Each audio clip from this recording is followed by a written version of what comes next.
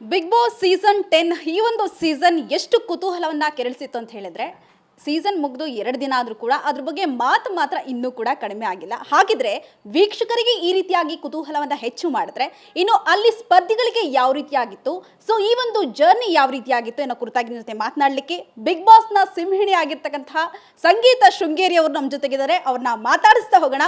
ಮೊದಲನೇದಾಗಿ congratulations, second runner up ಆಗಿದ್ದೀರಾ. So ಎಷ್ಟು ಖುಷಿ ಇದೆ ಇವತ್ತಿನ ದಿನ ಅಂತ? ತುಂಬ ಅಂದರೆ ತುಂಬ ಖುಷಿ ಆಗ್ತದೆ.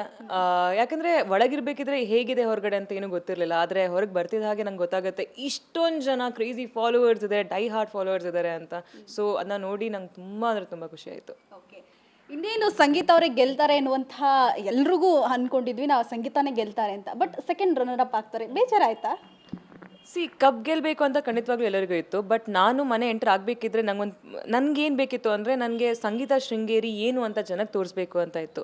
ಸೊ ನನಗನ್ಸಿರೋ ಒಂದು ಪರ್ಸ್ನಾಲಿಟಿ ಅಂತ ಬಂದಮೇಲೆ ಒಂದು ಪಾಸಿಟಿವ್ ಇಮೇಜ್ ಜೊತೆಗೆ ನಾನು ಒಳಗೆ ಎಂಟರ್ ಆಗಿದ್ದೆ, ಅದೇ ರೀತಿ ಹೊರಗಡೆ ಕೂಡ ಬಂದೆ ಅಂತ ನಾನು ನಂಬ್ತೀನಿ. ಅದಕ್ಕೆ ಜನ ನನ್ನ ಇಷ್ಟಪಟ್ಟಿದ್ದಾರೆ. ಆ್ಯಂಡ್ ಎಲ್ಲಕ್ಕಿಂತ ಜಾಸ್ತಿ ನಾನು ಗಳಿಸ್ಬೇಕಾಗಿದ್ದು ಅವ್ರ ಪ್ರೀತಿ, ಅದನ್ನ ನಾನು ಪಡ್ಕೊಂಡಿದ್ದೀನಿ. ಸೊ ನನಗೆ ಆ್ಯಕ್ಚುಲಿ ಬೇಜಾರು ಆಗಲಿಲ್ಲ ಆ ಮಟ್ಟಕ್ಕೆ. ಹೌದು, ಕಪ್ ನನ್ನ ಕೈಯಲ್ಲಿರಲಿಲ್ಲ, ಆದರೆ ಆ ಜನನ ಗೆದ್ದಿದ್ದೀನಲ್ವಾ, ದ್ಯಾಟ್ ಈಸ್ ಮೋರ್ ಇಂಪಾರ್ಟೆಂಟ್ ನನಗೆ. ಸೊ ಅದಕ್ಕೆ ನಾನು ಅವತ್ತು ಅನೌನ್ಸ್ ಮಾಡಿರಬೇಕಿದ್ರು ಸುದೀಪ್ ಸರ್ ನೋಡಿ ನಾನು ಖುಷಿನೇ ಪಡ್ತಾ ಇದ್ದೆ. ಬಿಕಾಸ್ ನನ್ನ ಇಂಟೆನ್ಷನ್, ನನ್ನ ಮೋಟಿವ್ ಅದು ನಂಗೆ ಸಿಕ್ಕಿದೆ. ಕಪ್ ಸಿಕ್ಕಲಿಲ್ಲ ಅಷ್ಟೇ. ಈಗ ಕಾರ್ತಿಕ್ ಅವರು ವಿನ್ನರ್ ಆಗಿದ್ದಾರೆ. ಸೊ ಕಳೆದು ಒಂದು ವಾರದ ನಾವು ನೋಡಿದ ಸಂದರ್ಭದಲ್ಲಿ ಕಾರ್ತಿಕ್ ಅವರೇ ಹೋಗ್ಬಿಡ್ತಾರೆ ಅನ್ನುವಂತಹ ಸಿಚುವೇಶನ್ಸ್ ಇತ್ತು. ಸಡನ್ಲಿ ಒಂದು ವೀಕಲ್ಲಿ ಎಲ್ಲವೂ ಕೂಡ ಚೇಂಜಸ್ ಆಗೋಗ್ಬಿಡುತ್ತೆ. ಸೊ ನಿಮಗೆ ಹೇಗೆ ಅನಿಸ್ತು ಅಂತ?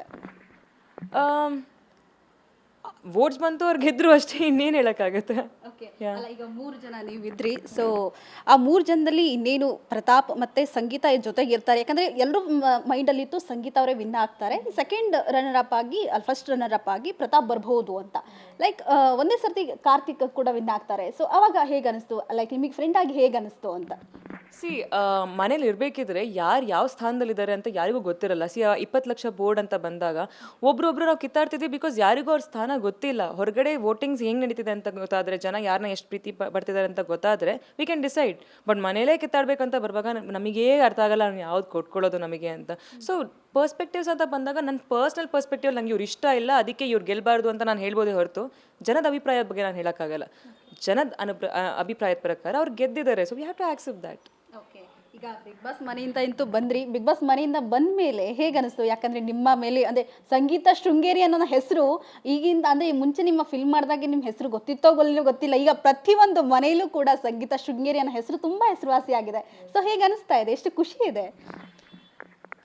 ಒನ್ ಟೈಮಲ್ಲಿ ಏನಾಗಿತ್ತು ಅಂದರೆ, ಚಾರ್ಲಿ ಮೂವಿ ರಿಲೀಸ್ ಆಗಿತ್ತು. ಅದಾದಮೇಲೂ ಕೂಡ ಕೆಲವು ಸತಿ ಇಂಟರ್ವ್ಯೂ ಮಾಡೋಕ್ಕೆ ಬರ್ತಿರ್ಬೇಕಿದ್ರೆ ಇಂಟರ್ವ್ಯೂರ್ ನಂಗೆ ಕೇಳೋರು, ಮ್ಯಾಮ್ ನಿಮ್ಮ ಹೆಸರು ಅಂತ. ಅವಾಗ ನಂಗೆ ಅನ್ಸೋದು ನಾನು ಇನ್ನೂ ಮಾಡಿಲ್ಲ, ನಾನು ಇನ್ನೂ ಮಾಡಬೇಕಿದೆ. ನನ್ನ ಮೂವಿ ಬ್ಲಾಕ್ ಬಸ್ಟರ್ ಹಿಟ್ ಆಗಿರ್ಬೋದು, ಆದರೆ ನನ್ನ ಹೆಸರಿಂದ ಗುಡ್ಸೋಕ್ಕಾಗಲ್ಲ ಅಂದರೆ ನಾನು ಇನ್ನೂ ಮಾಡಿಲ್ಲ ಅನ್ನೋ ಒಂದು ಇದಿರ್ತಿತ್ತು. ಅದೇ ಮೇನ್ ರೀಸನ್ ನಾನು ಬಿಗ್ ಬಾಸಿಗೆ ಎಂಟರ್ ಮಾಡಿರೋದು. ಆ್ಯಂಡ್ ಇವತ್ತಿಗೆ ಸಂಗೀತ ಶೃಂಗೇರಿ ಅವರ ಫ್ಯಾಮಿಲಿ ಯಾರು, ಸುಚ್ಚಿ ಯಾರು ಅಂತ ಎಲ್ಲರಿಗೂ ಗೊತ್ತಿದೆ ಅಂತ ಹೇಳಿದ್ರೆ ಅದು ಬಿಗ್ ಬಾಸ್ ನನಗೆ ಕೊಟ್ಟಿರೋ ಅಂಥದ್ದು. ನಂಗೆ ತುಂಬ ಅಂದರೆ ತುಂಬ ಹೆಮ್ಮೆ ಇದೆ ಇಲ್ಲಿ ಕಾಲಿಟ್ಟಿರೋದು. ಆ್ಯಂಡ್ ನನ್ನ ಇಂಟೆನ್ಷನ್, ನನ್ನ ಪರ್ಸ್ನಾಲಿಟಿ ಜನಕ್ಕೆ ಮುಟ್ಲಿ, ನನ್ನಿಂದ ಸುಮಾರಷ್ಟು ಜನ ಇನ್ಸ್ಪೈರ್ ಆಗೋದಾದರೆ ಆಗಲಿ ಅಂತ ನಂಗೆ ಅನಿಸ್ತಿತ್ತು. ಅದು ಆಗಿದೆ. ತುಂಬ ಖುಷಿ ಆಗುತ್ತೆ ಅದನ್ನ ನೋಡಿ. ಕೋಟಿ ಕೊಟ್ಟರು ಕೂಡ ಬಿಗ್ ಬಾಸ್ಗಿನ್ನ ಹೋಗೋದಿಲ್ಲ ಅಂತ ಹೇಳ್ತಾ ಇದ್ದವರು 100 ದಿನವನ್ನ ಪೂರೈಸಿ ಇವತ್ತು ಸೆಕೆಂಡ್ ರನ್ನರ್ ಅಪ್ ಆಗಿದ್ದೀರಾ. ಸೊ ಬಿಗ್ ಬಾಸ್ ಮನೆಯಲ್ಲಿ ಏನು ಕಲ್ತ್ಕೊಂಡ್ರಿ? First of all to never give up. ಏನು ಗೊತ್ತಾ, ಇದ್ರ ಮುಂಚೆ ನಾನು ಏನಾದರೂ ಸಮಸ್ಯೆ ಬರ್ತಿರ್ಬೇಕಿದ್ರೆ ನಾನು ಯಾವಾಗಲೂ ಓಡ್ತಾ ಇದ್ದೆ ಪ್ರಾಬ್ಲಮ್ಸಿಂದ. ಆಗಲ್ಲ ನನಗೆ ಅಂದರೆ ಟೆನ್ಷನ್ ತುಂಬ ಆದ ತಕ್ಷಣ ಐ ವಿಲ್ ಜಸ್ಟ್ ಬೇಡ, ಈ ಸಿಚುವೇಷನಲ್ಲಿ ಇರೋದೇ ಬೇಡ ಅಂತ ಅನ್ಸ್ಬಿಡುತ್ತೆ. ಈ ಮನೇಲಿ ಅಂಥ ಸಿಚುವೇಶನ್ ಬಂದಾಗ ಓಡಿದ್ದೀನಿ, ಅದೇ ನನ್ನ ಕ್ಯಾರೆಕ್ಟರಿಸ್ಟಿಕ್ಸ್ನ ತೋರಿಸ್ಕೊಂಡಿದ್ದೀನಿ. ಓಡಾಗ ನನಗೆ ಅರ್ಥ ಆಯಿತು, ಈ ಮನೇಲಿ ಹೊರಗಡೆ ಓಡೋಗೋಕ್ಕಾಗಲ್ಲ. ಏನೇ ಸಮಸ್ಯೆ ಇದ್ದರೂ ಅದೇ ವ್ಯಕ್ತಿನ ಎದುರಿಸ್ಕೊಂಡು ಅವ್ರ ಜೊತೆನೇ ಊಟ ಮಾಡಬೇಕು, ಅವರೇ ಅಡುಗೆ ಮಾಡಿ ಕೊಡ್ತಾರೆ, ಅದನ್ನೇ ತಿನ್ನಬೇಕು. ಇಲ್ಲಿ ಓಡೋಕ್ಕಾಗಲ್ಲ ಗುರು ಅಂತ ಫೇಸ್ ಇಟ್. ಅದು ಯಾವ ಸಿಚುವೇಶನ್ ಇದ್ದರೂ, ಹೆಂಗೆ ಆದರೂ, ಎಷ್ಟೇ ಸ್ಟ್ರೆಸ್ಫುಲ್ ಆದರೂ ಕೂಡ ಅಲ್ಲೇ ಬದುಕಬೇಕು, ಅದನ್ನ ಫೇಸ್ ಮಾಡಿ ಬಂದು ಗೆದ್ದು ನಿಲ್ಲಬೇಕು ಅಂತ ನಾನು ಕಲ್ತಿರೋದು ಇದೇ ಮನೇಲಿ. ಸೊ ಸುದೀಪ್ ಸರೇ ಹೇಳಿದರು, ನಿಮಗೆ ಎಷ್ಟು ಯಾವಾಗ ತನಕ ಓಡ್ತೀರಾ ಸಂಗೀತ ಅಂತ, ಹೊರಗಡೆ ಹೋದ್ಮೇಲೆ ನಿಮಗೆ ಈ ಸಿಚುವೇಶನ್ಸ್ ಬರಲ್ಲ ಅಂತ ಕೇಳಿದಾಗ ದ್ಯಾಟ್ ವಾಸ್ ಮೈ ಎಂಡ್. ನಾನು ಹೊರಗಡೆ ಹೋಗಬೇಕು ಅಂತ ಹೇಳಿದವಳು. ಅದಾದಮೇಲೆ ನಾನು ಯಾವತ್ತೂ ಅದು ಯೋಚನೆ ಮಾಡಿಲ್ಲ. ಕಾರಣ ಅದೇ, ಯಾಕಂದರೆ ಲೈಫಲ್ಲಿ ಇದಕ್ಕಿಂತ ಜಾಸ್ತಿ ಕಷ್ಟಗಳು ಬರ್ತವೆ, ಎಲ್ಲದರಿಂದ ಓಡೋಕ್ಕಾಗಲ್ಲ. Face it. ಈ 100 ಡೇಸ್ನಲ್ಲಿ ಒಂದು ದಿನ ತುಂಬ ಬೇಜಾರಾಯಿತು, ಇಲ್ಲ ನಾನು ಬಿಗ್ ಬಾಸ್ ಮನೇಲಿ ಇವತ್ತು ನನಗೆ ಇರೋಕ್ಕೆ ಆಗೋದಿಲ್ಲ, ನಾನು ಹೊರಗೆ ಹೋಗ್ಬಿಡ್ತೀನಿ ಅನ್ನುವಂಥ ಸಿಚುವೇಶನ್ಸ್ ಯಾವುದು ಕ್ರಿಯೇಟ್ ಆಗಿದೆ, ಯಾವುದು ತುಂಬ ನೆನಪಲ್ಲಿರೋದು ಯಾವುದು ಅಂತ? ಯಾವುದಲ್ಲ ಯಾವುದಲ್ಲ ಅಂತ ಕೇಳ್ತಾ ಇದ್ದೀನಿ. ಸಿ ಸ್ಟಾರ್ಟಿಂಗಿಂದ ನಾನಲ್ಲಿ ಜೀವಿಸಿದ್ದೀನಿ ಆಯಿತಾ. ಅಂದರೆ ನಾನಾಗಿದ್ದೆ ಅಲ್ಲಿ. ಸೊ ಏನಾಯಿತು, ನಾನಂದರೆ ನನಗೆ ಹೇಗೆ ಅನ್ಸುತ್ತೋ ಹಾಗೆ ಹೇಳಿಬಿಡ್ತೀನಿ, ಏನೂ ಫಿಲ್ಟರ್ ಮಾಡಲ್ಲ. ಅದೇ ಪ್ರಾಬ್ಲಮ್ ಆಗಿರೋದು. ಸೊ ನಂಗೆ ನೀನು ಇಷ್ಟ ಇಲ್ಲ. ಸೊ ಅದರಿಂದ ನಾನು ಎಲ್ಲರಿಗೂ ಎದುರಾಕೊಂತಿದ್ದೆ ಜಾಸ್ತಿ. ಅದರಿಂದ ಮನಸ್ತಾಪಗಳಾಗ್ತಿತ್ತು. ಮನಸ್ತಾಪ ಆದಾಗ ನಾನು ಹೋಗಿ ಸಾರಿ ಕೇಳ್ತಾ ಇರಲ್ಲ, ಬಿಕಾಸ್ ಅದು ನನ್ನ ವ್ಯಕ್ತಿತ್ವ, ನಾನು ಸಾರಿ ಕೇಳಲ್ಲ ಬೇಗ. ಸೊ ಅದು ಹೋಗ್ತಾ ಹೋಗ್ತಾ ಹೇಗಾಯಿತು ಅಂದರೆ, ಎಲ್ಲರಿಗೂ ನಾನು ಆ್ಯರಗೆಂಟ್ ರೀತಿ ಕಾಣಿಸಿರ್ಬೋದು, ಆ್ಯಟಿಟ್ಯೂಡ್ ರೀತಿ ಕಾಣಿಸಿರ್ಬೋದು, ಇವಳ ಜೊತೆ ಮಾತಾಡಿದ್ರೆ ಇವಳು ಹಿಂಗೆ ಹೇಳ್ತಾಳೆ ಅಂತ ಹೇಳಿ ಎಲ್ಲರಿಗೂ ಒಂದು ಕಡೆ ಬೇಜಾರಾಗಿರೋದಾಗ್ಬೋದು, ಇಲ್ಲ ನಾನು ಒಂಥರ ಬೇರೆ ರೀತಿ ಕಾಣಿಸಿರೋದಾಗ್ಬೋದು. ಯಾಕಂದರೆ ನಾನು ಅವ್ರ ಜೊತೆ ಬೆರ್ತಿರ್ಲಿಲ್ಲ. ನಾನು ಯಾರು ಅಂತ ಆ ಸ್ಪೇಸೇ ಕೊಟ್ಟಿರಲಿಲ್ಲ ಫ್ರೆಂಡ್ ಆಗೋದಕ್ಕೆ. ಸೊ ಎಲ್ಲರನ್ನ ಎದುರಾಕೊಂಡಿದ್ದೆ. ಸೊ ಸಮಸ್ಯೆಗಳು ಜಾಸ್ತಿ ಆಗ್ತಾ ಬಂದವು.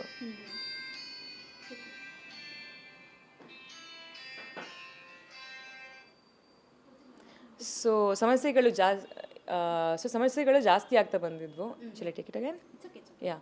ಸೊ ಸಮಸ್ಯೆಗಳು ಜಾಸ್ತಿ ಆಗ್ತಾ ಬಂದಿದ್ವು. ಅವಾಗ ನಂಗೆ ಅನ್ಸೋದು ಲೈಕ್ ಯಾಕೆ ಹೀಗಾಗ್ತಿದೆ, ಯಾಕೆ ನನ್ನ ಎಲ್ಲರೂ ಹೀಗೆ ನೋಡ್ತಾ ಇದ್ದಾರೆ, ಮನೆಯವ್ರು ಎಲ್ಲ ನನ್ನ ಆಲ್ಮೋಸ್ಟ್ ಹೇಟ್ ಮಾಡ್ತಾಯಿದ್ರು. ಅವಾಗ ನಂಗೆ ಅನಿಸ್ತು, ನಾನು ಬಂದಿರೋ ಇಂಟೆನ್ಷನ್ ಏನು, ನನ್ನ ಇಮೇಜ್ ಚೆನ್ನಾಗಿರಲಿ, ಅಂದರೆ ಮೊದಲು ಹೋಗಿರೋದು ಹೇಗಿತ್ತು ಹಾಗೆ ಇರಲಿ ಅಂತ. ಎಲ್ಲರೂ ನನ್ನ ಹೇಟ್ ಮಾಡ್ತಿದ್ದಾರೆ ಅಂದರೆ ಹೊರಗಡೆನೂ ನನ್ನ ಎಲ್ಲ ಹೇಟ್ ಮಾಡ್ತಿರ್ತಾರೆ. ನಂಗೆ ಇಲ್ಲಿ ಏನಕ್ಕೆ ಇರಬೇಕು, ಇದಕ್ಕೆಲ್ಲ ನಾನು ಇಲ್ಲಿ ಬರಬೇಕಿತ್ತ ಅಂತ ಅನ್ಸಿರೋದು ಸುಮಾರು ಸಲ ಅನ್ಸಿರೋದಿದೆ. ಬಟ್ ಯಾವಾಗ ಈ ಫ್ಯಾಮಿಲಿ ರೌಂಡ್ ಆಯಿತು, ಎಲಿಮಿನೇಟ್ ಆದವ್ರು ಬಂದರು ವಾಪಸ್ಸು, ನಾನು ಏನು ಅಂತ ನನಗೆ ಹೇಳ್ತಾ ಬಂದರು. ಅಂದರೆ ನಾನು ಅಷ್ಟು ಕಷ್ಟಪಟ್ಟಿದ್ದಕ್ಕೂ ಒಂದು ಫಲ ಸಿಗ್ತಾ ಹೋಯಿತು. ಆ್ಯಂಡ್ ಮನೇಲಿ ಯಾರೇನು ಅನ್ಕೊತಿದ್ರು ಪರವಾಗಿಲ್ಲ, ಆದರೆ ಜನ ನೋಡ್ತಾ ಇದ್ದಾರೆ, ಜನ ಎಲ್ಲ ಅಬ್ಸರ್ವ್ ಮಾಡ್ತಿದ್ದಾರೆ. ಇಲ್ಲಿರೋದು ರಿಯಲ್ ಅಲ್ಲ, ನಿಮ್ಮ ವ್ಯಕ್ತಿತ್ವ ನೀವು ಉಳಿಸ್ಕೊಂಡು ನೀವಾಗಿರಿ, ಅವಾಗ ನೀವು ಗೆಲ್ಬೋದು ಅನ್ನೋದೇ ಬಿಗ್ ಬಾಸ್ ತೋರಿಸ್ಕೊಟ್ಟಿದೆ. ಸೊ ಇದರಲ್ಲಿ ಒಂದು ಬೆಸ್ಟ್ ಮೂಮೆಂಟ್ ಅಂತ ಅಂದರೆ ಯಾವುದು? ಇಲ್ಲ ಲೈಫಲ್ಲಿ ನಾನು ಈ ಕ್ಷಣನ ಯಾವುದೇ ಕಾರಣಕ್ಕೂ ಮರೆಯೋಕ್ಕೆ ಆಗೋದಿಲ್ಲ, ಇದನ್ನು ನಾನು ಲೈಫ್ ಜೊತೆಗೆ ಮುಂದುವರ್ಸ್ಕೊಂಡು ಹೋಗ್ತೀನಿ ಅನ್ನುವಂಥ ಕ್ಷಣ ಯಾವುದು ಈ 100 ಡೇಸಲ್ಲಿ? ನೀವು ಕೇಳ್ತಿರೋದು ಈ 113 ಡೇಸಿನ ಜರ್ನಿ ಇದೆಯಲ್ವಾ, ಇದರಲ್ಲಿ ಇಷ್ಟು ಸಾವಿರ ಮಿಲಿಯನ್ಸ್ ಆಫ್ ಮೆಮೊರೀಸ್ ಇದ್ದಾವೆ. ಹಿಂಗೆ ತಿರುಗಿ ನೋಡಿದ್ರೆ ಹಿಂಗೆ ಮುಗ್ದೋಯ್ತಲ್ಲ ಗುರು ಅಂತ ಅನ್ಸುತ್ತೆ. ಆದರೆ ಆ ವಿಟಿಗಳು ನೋಡಿದಾಗ ಇಷ್ಟೆಲ್ಲ ಆಯ್ತಲ್ಲ ಗುರು ಅಂತ ಅನ್ಸುತ್ತೆ. ಕೊನೆದು ಜಾಸ್ತಿ ನೆನಪಿದೆ. ಆ್ಯಂಡ್ ಸ್ಟಾರ್ಟಿಂಗಿಂದು ಕೆಲವು ನೆನಪಿದ್ದಾವೆ. ಆದರೆ ಕೊನೆಯಲ್ಲಿ ಈ ಕಿಚ್ಚನ ಚಪ್ಪಾಳೆ ಸಿಕ್ಕಿದಾಗ ಸುದೀಪ್ ಸರೇ ಹೇಳಿದ್ರು, ನೀವಿಬ್ಬರು ಇಲ್ಲದೆ ಇದ್ದರೆ ಈ ಸೀಸನ್ನ ನಾವು ಇಮ್ಯಾಜಿನೇ ಮಾಡ್ಕೊಳಕ್ಕಾಗಲ್ಲ ಅಂತ. ಮೇ ಬಿ ಅದು ಏನಕ್ಕೆ ಅಂದರೆ, ನಾನು ಯಾವತ್ತೂ ಕೂಡ ನನ್ನ ಡಿಸಿಷನ್ಸ್, ನನ್ನ ಸ್ಟ್ಯಾಂಡ್ ನನ್ನ ಬಿಟ್ಕೊಟ್ಟಿಲ್ಲ. ಎಲ್ಲಿ ನನ್ನ ಇಮೇಜ್ ಹಾಳಾಗುತ್ತೋ, ನಾನು ಇವ್ರ ಜೊತೆ ಜಗಳ ಮಾಡಿದ್ರೆ ಅದು ಏನೂ ಯೋಚನೆ ಮಾಡೋಕ್ಕೆ ಹೋಗಿಲ್ಲ. ತಪ್ಪನ್ಸ್ತು ಮಾತಾಡಿದೆ, ಆಮೇಲೆ ನಾನೇ ತಪ್ಪಾಗಿರ್ಬೋದು, ಅವರೇ ತಪ್ಪಾಗಿರ್ಬೋದು, ಏನೋ ಒಂದು. ಬಟ್ ಮನಸ್ಸು ಬಿಚ್ಚಿ ಮಾತಾಡಿದೆ, ಏನೂ ಒಳಗೆ ಇಟ್ಕೊಂಡೆ, ಅನ್ಫಿಲ್ಟರ್ಡ್ ಆಗಿ ಮಾತಾಡಿದೆ. ಹೆಮ್ಮೆ ಇದೆ ನನಗೆ. ಅದನ್ನ ನಾನು ಮುಂದೆ ಲೈಫ್ ಲಾಂಗ್ ಮಾಡ್ತಾ ಹೋಗ್ತೀನಿ. ಓಕೆ. ಸೊ ಫಸ್ಟಿಗೆ ಹೋದ ತಕ್ಷಣ ಕಳಪೆ ಪಟ್ಟವನ್ನು ಸ್ವೀಕಾರ ಮಾಡ್ತೀರಿ. ಸೊ ಆ ಒಂದು ಜರ್ನಿ ಬದಲಾಗ್ತಾ ಹೋಗುತ್ತೆ. ಆಮೇಲೆ ಒಂದಷ್ಟು ಕಾರ್ತಿಕ್ ಮತ್ತು ನಿಮ್ಮ ಮಧ್ಯೆ ಸಾಕಷ್ಟು ಒಂದು ಫ್ರೆಂಡ್ಶಿಪ್ ಕೂಡ ಬರುತ್ತೆ. ಸೊ ಆ ಫ್ರೆಂಡ್ಶಿಪ್ ಬಗ್ಗೆ ಹೇಳೋದಾದರೆ ಏನು ಹೇಳ್ತೀರಿ? ಯಾಕಂದರೆ ಲಾಸ್ಟ್ ಮೂಮೆಂಟಲ್ಲೂ ಹೇಳಿದ್ರಿ, ಆ ಫ್ರೆಂಡ್ಶಿಪ್ನ ಮುಂದುವರ್ಸ್ಕೊಂಡು ಹೋಗೋದಿಲ್ಲ ಅಂತ ಹೇಳಿದ್ರಿ. ಬಟ್ ಆ ಕ್ಷಣಕ್ಕೆ ಆ ಮೂಮೆಂಟ್ ಹೇಗಿತ್ತು, ನಿಮ್ಮ ಅವ್ರ ಬಾಂಡಿಂಗ್ ಹೇಗಿತ್ತು, ಆ ಮನೇಲಿ ಹೇಗಿತ್ತು ಅಂತ? ಬಿಗ್ ಬಾಸ್ ಮನೆ ಹೇಗೆ ಅಂದರೆ, ಅಲ್ಲಿ ನಿಮಗೆ ಅಟ್ಲೀಸ್ಟ್ ಒಬ್ಬರಾದರೂ ಬೇಕು. ನಿಮಗೆ ಬೇಜಾರಾದಾಗ ಅವ್ರು ನಿಮ್ಮ ಶೋಲ್ಡರ್ ಆಗಿರಬೇಕು. ನಿಮಗೆ ನೋವು ಹಂಚ್ಕೊಳ್ಳೋಕೆ ಯಾರಾದರೂ ಒಬ್ಬರು ಬೇಕು. ಅವ್ರನ್ನ ನೀವು ಫ್ರೆಂಡ್ ಅಂತ ಕರಿತಿರೋ, ಅಕ್ಕ, ಅಣ್ಣ, ತಮ್ಮ, ಏನು ಬೇಕಿದ್ರೂ ಕರೀರಿ. ಬಟ್ ಅದು ಒಂದು ಸಪೋರ್ಟ್ ಬೇಕು ಅಂತ ಇದ್ದೇ ಇರುತ್ತೆ. ಫಸ್ಟ್ ಡೇಯಿಂದ ಅದು ಬೇಕಾಗಿರುತ್ತೆ. ಯಾಕಂದರೆ ಒಂಟಿಯಾಗಿ ನಾವು ಈ ವರ್ಲ್ಡಲ್ಲಿ ಬಾಳೋಕ್ಕಾಗಲ್ಲ, ಅದು ಒಂದು ಪ್ರಪಂಚನೇ. ಸೊ ಅಲ್ಲಿ ನನಗೆ ತನಿಷಾ ಮತ್ತು ಕಾರ್ತಿಕ್ ಅನ್ನೋ ಒಂದಿಬ್ಬರು ಫ್ರೆಂಡ್ಸ್ ಸಿಗ್ತಾರೆ. ಅವ್ರ ಜೊತೆ ಸುಮಾರಷ್ಟು ಒಳ್ಳೆ ನೆನಪುಗಳು ಕಳೀತವೆ. ಆಮೇಲೆ ಗೇಮ್ ಇನ್ನೂ ಟಫ್ ಆಗ್ತಾ ಬರುತ್ತೆ. ಅಲ್ಲಿ ಬಂದಿರೋರು ಪ್ರತಿಯೊಬ್ಬರು ಇಂಡಿವಿಜುವಲ್ ಗೇಮ್ ಆಡೋಕ್ಕೆ, ಯಾರೂ ಕೂಡ 2 ಕಪ್ ಗೆದ್ಕೊಂಡು ಹೋಗಲ್ಲ, ಒಂದೇ ಕಪ್ ಗೆಲ್ಲೋದು. ಪ್ರತಿಯೊಬ್ಬರು ಗೆಲ್ಲೋದಕ್ಕೋಸ್ಕರನೇ ಬಂದಿರೋದು. ಸೊ ನಾವು ಗೆಲ್ಲಬೇಕು ಅಂದರೆ ನಮ್ಮ ಪಕ್ಕದಲ್ಲಿರೋರನ್ನ ಸೋಲ್ಸಲೇಬೇಕು. ಸೊ ಅವರು ಗೇಮ್ ಆಡೋಕ್ಕೆ ಶುರು ಮಾಡಿದ್ರು, ಎಲ್ಲರೂ ಗೇಮ್ ಆಡೋಕ್ಕೆ ಶುರು ಮಾಡಿದ್ರು. ನಾನು ಯಾವತ್ತೂ ಬಿಗ್ ಬಾಸ್ ನೋಡಿರಲಿಲ್ಲ. ಸೊ ನಾನಲ್ಲಿ ಜೀವಿಸ್ತಿದ್ದೆ. ಅಂದರೆ ನನಗೆ ಈ ಸಂಬಂಧಗಳು, ಈ ಫ್ರೆಂಡ್ಶಿಪ್ಪು, ನಂಗೆ ಇದೇ ಇಮೋಷನ್ಸ್ ಆಗಿಬಿಟ್ವು. ಅಲ್ಲಿ ನಂಗೆ ಬೇಜಾರಾದರೆ ಆ ಬೇಜಾರು ತೋರಿಸ್ಕೊತಿದ್ದೆ ನಾನು. ಅದನ್ನು ಅಲ್ಲೇ ಒಂದು ಚಿಕ್ಕ ಮಕ್ಕಳಾಗಿ ಅಲ್ಲೇ ತೋರಿಸ್ಕೊಂಡ್ಬಿಡ್ತಿದ್ದೆ. ನನಗೆ ಗೊತ್ತಿರಲಿಲ್ಲ, ಓಕೆ ಫೈನ್, ಓಕೆ ಇದು ಗೇಮಿಗೋಸ್ಕರ ಹಿಂಗೆ ಮಾಡಿರೋದು. ನಂಗೆ ಲಿಟ್ರಲಿ ಅಲ್ಲಿ ಫ್ರೆಂಡ್ಶಿಪ್ಪು ಹಿಂಗಾಯಿತು, ಇವ್ರು ನಂಗೆ ನೋವು ಮಾಡಿಬಿಟ್ರು, ಅದೇ ಥರ ರಿಯಾಕ್ಟ್ ಮಾಡ್ತಿದ್ದೆ. ಮುಂದೆ ಹೋಗಿ ನಂಗೆ ಅರ್ಥ ಆಯಿತು, ಓಕೆ ಅವ್ರು ಹೇಳ್ತಾ ಬರ್ತಿದ್ದಂಗೆ ಇದು ಗೇಮು ಸರ್, ನಾನು ಗೇಮ್ ಆಡ್ತಾ ಇರೋದು, ಗೇಮಿಗೋಸ್ಕರ ಬಂದಿರೋದು ಅಂದಾಗ ಓಕೆ ನಾನೇ I think I should have, ನಾನು ಇಷ್ಟು ಸೀರಿಯಸ್ ಆಗಿ ತೊಗೊಬಾರ್ದಿತ್ತು ಈ ಫ್ರೆಂಡ್ಶಿಪ್ ಅಂತ ಗೊತ್ತಾದಾಗ ನಂಗೆ ಕಲ್ತಿರೋದೇ ಅಲ್ಲೇ. ಏನು ಅಂದರೆ ಇಟ್ಸ್ ಓಕೆ, ಇಲ್ಲಿ ನೋವು ಆಗುತ್ತೆ, ಬಟ್ ನೀವು ಅದನ್ನ ಆಕ್ಸೆಪ್ಟ್ ಮಾಡಿಕೊಂಡು ಮೂವ್ ಆನ್ ಮಾಡೋದು ಕಲಿಬೇಕು. ಆ್ಯಂಡ್ ಇದ್ರ ಮೇಲೆ ಡಿಪೆಂಡ್ ಆಗಿ ನಿಮ್ಮ ಗೇಮ್ನ ಹಾಳು ಮಾಡ್ಕೊತಿರೋಕ್ಕಾಗಲ್ಲ. ಪರ್ಸ್ನಾಲಿಟಿ ನಿಮ್ದು ಎಫೆಕ್ಟ್ ಆಗುತ್ತೆ, ನಿಮ್ಮ ಗೇಮ್ ಎಫೆಕ್ಟ್ ಆಗುತ್ತೆ, ಬಿಕಾಸ್ ಎಲ್ಲ ಗೇಮ್ ಆಡ್ತಾ ಇದ್ದಾರೆ ಅಂತ. ಸೊ ಅಲ್ಲಿ ಏನೇ ಸಂಬಂಧಗಳು ಆಗಿರ್ಬೋದು, ಕ್ರಿಯೇಟ್ ಆಗಿರ್ಬೋದು, ಅದರಲ್ಲಿ ನೋವು ಕೂಡ ಆಗಿರ್ಬೋದು. ಆ ನೋವು ಆದಾಗ ಇಲ್ಲ ಏನೂ ಆಗಿಲ್ಲ ಅಂತ ಫೇಕ್ ಆಗಿದ್ದು ಅದನ್ನ ಕಂಟಿನ್ಯೂ ಮಾಡ್ಕೊಂಡು ಹೋಗ್ಬೋದು. ಬಟ್ ನೋವು ಆಗಿದೆ, ನಂಗೆ ಆಗಲ್ಲ ಈ ಸಂಬಂಧ ಅಂತ ಹೇಳಿ ಬ್ರೇಕ್ ಮಾಡ್ಕೊಂಡು ಹೋದರೆ that is what I am feeling. ನನ್ನನ್ನು ಬಿಟ್ಕೊಟ್ಟೆ ಮುಂದುವರೆದೆ, ಅಷ್ಟೇ ಆಗಿರೋದಲ್ಲಿ. ಆ್ಯಂಡ್ ಅದನ್ನ ಜೊತೆನೇ ಇರಬೇಕು ಅನ್ನೋದು ಯಾವುದೂ ರೂಲ್ ಇರಲಿಲ್ಲ. ಆ ಫ್ರೆಂಡ್ಶಿಪ್ ಮಾಡ್ಕೊಂಡಿದ್ದೀವಿ, ಇನ್ನು ಬಿಟ್ಕೊಡ್ಬಾರ್ದು ಅಂತಲೂ ಇಲ್ಲ. ವರ್ಕ್ ಆಗಿಲ್ಲ, ಬಿಟ್ವಿ, ಹೋದ್ವಿ. ಲೈಫಲ್ಲಿ ಹಾಗೆ ಮಾಡ್ತೀವಲ್ವಾ, ಕೆಲವ್ರ ಜೊತೆ ಫ್ರೆಂಡ್ಶಿಪ್ ಆಗುತ್ತೆ, ಅದು ಕಂಟಿನ್ಯೂ ಆಗಲ್ಲ ಬಿಕಾಸ್ ಆ ವೈಬ್, ಆ ಕನೆಕ್ಷನ್ ಮ್ಯಾಚ್ ಆಗಲ್ಲ. ಅದಾದಮೇಲೆ ಅದು ಬ್ರೇಕ್ ಆಗುತ್ತೆ and we move on in life. ಆ ಮನೇಲೂ ಹಂಗಾಗಿದ್ದಾವೆ. ಅಲ್ಲಿ ಏನಂದರೆ ಒಂದಷ್ಟು ದಿನಗಳ ತನಕ ಇಬ್ಬರ ಮಧ್ಯೆ ಒಂದಷ್ಟು ಕ್ಲಾಶಸ್ ಆಗ್ತಾ ಇರುತ್ತೆ, ಬಟ್ ಆದರೂ ಕೂಡ ಕಾಂಪ್ರಮೈಸ್ ಆಗ್ತಾ ಇರ್ತೀರಾ, ಚೆನ್ನಾಗಿ ಆಗ್ತಾ ಇರುತ್ತೆ. ಬಟ್ ಒಂದು ಸರ್ತಿ ನೀವು ನಿರ್ಧಾರ ಮಾಡ್ತೀರಾ, ಇಲ್ಲ ಕಾರ್ತಿಕ್ ಬೇಡ ಅಂತ ಹೇಳಿ ನೀವು ನಿರ್ಧಾರ ಮಾಡ್ತೀರಾ, ಬಿಕಾಸ್ ನೀವು ವೈಲೆಂಟಾಗಿ ನಿಂತ್ಕೋತೀರಾ. ಸೊ ಆ ಸಿಚುವೇಶನ್ಸ್ ಬಗ್ಗೆ ಹೇಳ್ಬೋದಾ ಅಂತ. ಒಂದು ಸರಿ ಅದ್ರ ಬಂದು ಕಪಾಳಕ್ಕೆ ಹೊಡೆದ್ರೆ ಬಂದು ಸಾರಿ ಅಂತಾರೆ, ಓಕೆ ಫೈನ್, ಏನೋ ಅಪ್ಪಿ ತಪ್ಪಿ ಹೊಡೆದಿದ್ದಾರೆ ಅಂತ ಒಪ್ಕೊಬೋದು. ಮತ್ತೆ ಬಂದು ಕಪಾಳಕ್ಕೆ ಹೊಡೆದು ಸಾರಿ ಸಾರಿ ಸಾರಿ ಅಂತ ಹೇಳ್ತಾರೆ, ಎಷ್ಟು ಸಲ ಒಪ್ಕೊಬೋದು ಹೇಳಿ ನೀವೇ. ಸೊ ಇದು ಹೇಗಾಗ್ತಿತ್ತು ಅಂದರೆ, ನೋಡೋರಿಗೆ ಹೇಗೆ ಅನಿಸುತ್ತೆ ಅಂದರೆ, ಇವ್ರು ಸಾರಿ ಬಂದು ಹೇಳ್ತಿದ್ದಾರಲ್ಲ, ಇವ್ರು ಏನಕ್ಕೆ ಇಷ್ಟಿದ್ದು ತೋರಿಸ್ಬೇಕು ಅಂತ. ಬಟ್ ನೊಂದ್ಕೊಳ್ತಿರೋದು ನಾನು. ಪ್ರತಿ ಸಲ ನೋವು ಆಗ್ತಿರೋದು ನನಗೆ. ಈ ಸಾರಿ ಅದನ್ನ ಫಿಲ್ ಮಾಡೋಕೆ ಆಗ್ತಿಲ್ಲ. ಎಲ್ಲರ ಎದುರುಗಡೆ ಆಗಿರೋ ನೋವನ್ನ ನೀವು ಹಿಂದೆ ಬಂದುಬಿಟ್ಟು ಒಂಟಿನಲ್ಲಿ ಸಾರಿ ಅಂದ್ಬಿಟ್ರೆ ಅದು ಹೇಗೆ ಪರಿಹಾರ ಆಗುತ್ತೆ? ಎಲ್ಲರ ಎದುರುಗಡೆ ನೀವು ವೀಕಾಗಿ ಕಾಣ್ತಿರೋದಲ್ವಾ. ಸೊ ಆ ನೋವು ತಿಂತಿರೋದು ನಾನು. ಸಾರಿ ಹೇಳ್ತಿರೋದಕ್ಕೆ ಸಿಗ್ತಾ ಇದೆ, ಓ ಇವ್ನು ಬರ್ತಿದ್ದಾನಲ್ವಾ ಸಾರಿ ಹೇಳೋದಕ್ಕೆ, ಏನಕ್ಕೆ ಇವ್ರು ಹಿಂಗೆ ಮಾಡಬೇಕು ಅಂತ. ಆ ಪರ್ಸ್ಪೆಕ್ಟಿವು ನೋಡಿದವರಿಗೆ ನೋವು ಕಾಣಿಸ್ತಾ ಇಲ್ಲ, ಸಾರಿ ಕಾಣಿಸ್ತಾ ಇದೆ, ಅಷ್ಟೇ ಆಗಿರೋದಲ್ಲಿ. ಆ್ಯಂಡ್ ಒಂದು ಸಿಚುವೇಶನ್ ಆಗುತ್ತೆ ಅಲ್ಲಿ ಅವ್ರು ಬಂದುಬಿಟ್ಟು, ನಾನು ಅವ್ರಿಗೆ ಸಾರಿ ಕೇಳಿರ್ತೀನಿ ಒಂದು ವೇದಿಕೆ ಮೇಲೆ, ಒಂದು ಬ್ರೇಕಿಂಗ್ ನ್ಯೂಸ್ ಅಂತ ಹೇಳ್ಬಿಟ್ಟು ಸಂಗೀತನ ತಲೆ ಹೊಡೆದ ಕಾರ್ತಿಕ್ ಅಂತ ಹೇಳಿ, ಆಮೇಲೆ ನಾನೇ ಅಲ್ಲಿ ಸಾರಿ ಅಂತ ಕೇಳಿರ್ತೀನಿ. ನಾನು ಅದು ಯಾವತ್ತೂ ಕೇಳಲ್ಲ, ಅದನ್ನ ಅಲ್ಲಿ ಕೇಳ್ತೀನಿ, ಆ ವೇದಿಕೆ ಮೇಲೆ ಕೇಳ್ತೀನಿ. ನೆಕ್ಸ್ಟ್ ಡೇ ಒಂದು ಬೋರ್ಡ್ ಸಿಗುತ್ತೆ 20 ಲಕ್ಷದ್ದು, ಅವ್ರ ಬಗ್ಗೆ, ಅವ್ರ ಜರ್ನಿ ಬಗ್ಗೆ ಹೇಳ್ಕೊತಿರ್ಬೇಕಿದ್ರೆ ಅವ್ರು ಹೇಳ್ತಾರೆ, ಇದೇ ಸಂಗೀತನ ಸಾರಿ ಹೇಳ್ಸಿದ್ದೀನಿ ನಾನು ವಿತಿನ್ 24 hours ಅಂತ. ಅವಾಗ ನಂಗೆ ಬೇಜಾರಾಯಿತು, ಗುರು ನಾನು ಸಾರಿ ಅಂದಿದ್ದೆ, ನೀನು ಅದನ್ನ ಹೇಗೆ ತೊಗೊಂಡಿದ್ಯಾ? ಸೊ ಅವಾಗ ನಂಗೆ ಟ್ರಸ್ಟ್ ಬ್ರೇಕ್ ಆಯಿತು. ಅಂದರೆ ಇವ್ರಿಗೆ ನಾನು ಸಾರಿ ಹೇಳಿದ್ರು, ಇವ್ರನ್ನ ಒಂದು ಅಪರ್ಚುನಿಟಿ ಆಗಿ ತಗೊಳ್ತಾರೆ, ನನ್ನ ಬಗ್ಸಿದ್ದೀನಿ ಅಂತ ಅವ್ರು, ಅಂದರೆ ಆ ರೀತಿ ಯೋಚನೆ ಮಾಡ್ತಾರೆ ಅಂತ. ಇನ್ನು ನಾನು ಇವ್ರಿಗೆ ಹೇಗೆ ಸಾರಿ ಹೇಳಲಿ? ಇನ್ನು ಇವ್ರ ಸಾರಿನ ನಾನು ಹೇಗೆ ಒಪ್ಕೊಂಡ್ಲಿ? ಮತ್ತೆ ಬಂದು ಅದಕ್ಕೆ ಸಾರಿ ಕೇಳ್ತಾರೆ, ಇಲ್ಲ ನಾನು ಆ ಥರ ಹೇಳಿಲ್ಲ ಅಂತ. ಯಾಕಂದರೆ ನಂಬಿರ್ತಾ ಅವ್ರಿಗೆ ಬಂದು ಹೇಳ್ತಾರೆ, ನೀನು ಹೇಳಿರೋ ತಪ್ಪು ಅಂತ. ಅವರಿಗಾಗಿ ರಿಯಲೈಸ್ ಆಗಿರಲಿಲ್ಲ. ಸೊ ಆ ಟ್ರಸ್ಟ್ ಬೇಕಾದಮೇಲೆ, ಆ ರೇಂಜಿಗೆ ಟ್ರಸ್ಟ್ ಬ್ರೇಕ್ ಆದಮೇಲೆ ಅದು ಮತ್ತೆ ಆಗಲ್ಲ. ಸೊ ನಾನು ಅಂದ್ಕೊಂಡೆ, ಈ ಮನೇಲಿರೋ ತನಕ ಬೇಡ, ಈ ಸಾರಿ, ಈ ಮತ್ತೆ ಇದಾಗೋದು ಬೇಡ, ಈ ಆಟಗಳೇ ಬೇಡ. Because we are looking like fool. ಎಲ್ಲರೂ ಹೇಳ್ತಿದ್ದಾರೆ, ಗಲಾಟೆ ಮಾಡ್ತಾರೆ, ಮತ್ತೆ ಇದಾಗ್ತಾರೆ, ಗಲಾಟೆ ಮಾಡ್ತಾರೆ, ಮತ್ತೆ ಇದಾಗ್ತಾರೆ. ಬೇಡ, ಇದೆಲ್ಲ ಬೇಡ. ಬಿಕಾಸ್ ನಂಗೆ ಗೊತ್ತು ಮತ್ತೆ ಗಲಾಟೆ ಆಡ್ತೀವಿ, ನಮ್ಮಿಬ್ರದ್ದು ಫ್ರೆಂಡ್ಶಿಪ್ಪೇ ಆಗಿತ್ತು. ಬೇಡ, ಈ ಸೀನ್ಸ್ಗಳೇ ಬೇಡ, ನಂಗೆ ಆಲ್ರೆಡಿ ತುಂಬ ಸ್ಟ್ರೆಸ್ ಆಗಿದೆ, ನಂಗೆ ಬೇಡ ಅಂತ ನಾನು ಅದು ನಿರ್ಧಾರ ಮಾಡಿರ್ತೀನಿ. ಬಟ್ ಅದರ ಅರ್ಥ ನನಗೆ ಅವ್ರ ಮೇಲೆ ಹೇಟ್ರೇಟ್ ಇದೆ, ಇನ್ಯಾವುದೋ ಅವ್ರ ಮುಖ ನೋಡಲ್ಲ ಅಂತ ಖಂಡಿತವಾಗ್ಲೂ ಅಲ್ಲ. He's an amazing player. ಇವತ್ತು ಹೊರಗಡೆ ಸಿಕ್ಕಿದ್ರೆ ಖಂಡಿತವಾಗ್ಲೂ ಮಾತಾಡ್ತೀನಿ. ಗೇಮ್ ಏನಿತ್ತೋ ಮನೆ ಒಳಗಿತ್ತು, ಆ ಮುಖ್ಯ ದ್ವಾರ ಹೊರಗಡೆ ಕಾಲಿಡ್ತಿದ್ದಂಗೆ ಆ ಗೇಮ್ ಅಲ್ಲಿಗೆ ಮುಗಿಯುತ್ತೆ. ಮತ್ತೆ ಇವಾಗ ನಾವು ಮನುಷ್ಯರಾಗಿ ಆರಾಮವಾಗಿ ನಮ್ಮ ಲೈಫಲ್ಲಿ ನಾವು ಖುಷಿಯಾಗಿರ್ಬೋದು. ಸೊ ನೀವಿಬ್ಬರದ್ದು ಫ್ರೆಂಡ್ಶಿಪ್ ಒಂದು ಬ್ರೇಕ್ ಆದಮೇಲೆ ತುಕಾಲಿ ಅವರು ಮತ್ತು ವರ್ತೂರ್ ಅವರು ಒಂದು ಮಾತಾಡ್ತಾ ಇರ್ತಾರೆ, ಸಂಗೀತ ಯಾವಾಗ ಇವನು ಸಹವಾಸ ಬಿಟ್ಲೋ, ಸೊ ಅವಳು ಒಂದು ಒಳ್ಳೆ ಸ್ಪೀಡಲ್ಲಿ ಹೋಗ್ತಾ ಇದ್ದಾಳೆ. ಸೊ ಇದು ಫ್ರೆಂಡ್ಶಿಪ್ ಅಂತ ಅನ್ನೋದಕ್ಕಿಂತ ಸ್ಪೀಡಲ್ಲಿ ಅವಳು ಹೈ ಸ್ಪೀಡಲ್ಲಿ ಇದ್ದಾಳೆ ಈಗ ಅಂತ. ಸೊ ಆ ಫ್ರೆಂಡ್ಶಿಪ್ ಬ್ರೇಕ್ ಮಾಡಿದ್ದು ಒಂದು ಫೈನಲ್ ಸ್ಟೇಜ್ ತನಕ ಬರೋದಕ್ಕೆ ಕಾರಣ ಆಯಿತಾ, ಹೆಲ್ಪ್ ಆಯಿತಾ, ಹೇಗೆ? ಸಿ ಯಾರ ಗೇಮ್ ನಾನು ಎಫೆಕ್ಟ್ ಮಾಡೋಕ್ಕೆ ಆಗತ್ತೆ ಅಂತ ಹೇಳಿದ್ರೆ I don't think so. It's a perspective. Tukali ಅವ್ರ ಪರ್ಸ್ಪೆಕ್ಟಿವಲ್ಲಿ ಹೀಗೆ ಗೇಮ್ ಕಾಣಿಸ್ತಾ ಇದೆ, ಬಟ್ ಹಂಗೆ ಅದೇ ನಿಜ ಅಂತ ಹೇಳೋಕ್ಕಾಗಲ್ಲ. ಅವ್ರ ಪರ್ಸ್ಪೆಕ್ಟಿವ್ ನೋಡಿದ್ರೆ ಮನೋರೆಲ್ಲ ಕೆಟ್ಟವರೇ, ಅವರೇ ವಿನ್ನರ್ ಆಗಬೇಕಿತ್ತು. ಸೊ ಅಲ್ಲಿ ಒಂದು 15 ಜನ ಇದ್ದೀವಿ ಅಂದರೆ 15 ಜನದ್ದು 15 ಪರ್ಸ್ಪೆಕ್ಟಿವ್ಸ್ ನಡೀತಾ ಇದ್ದಾವೆ.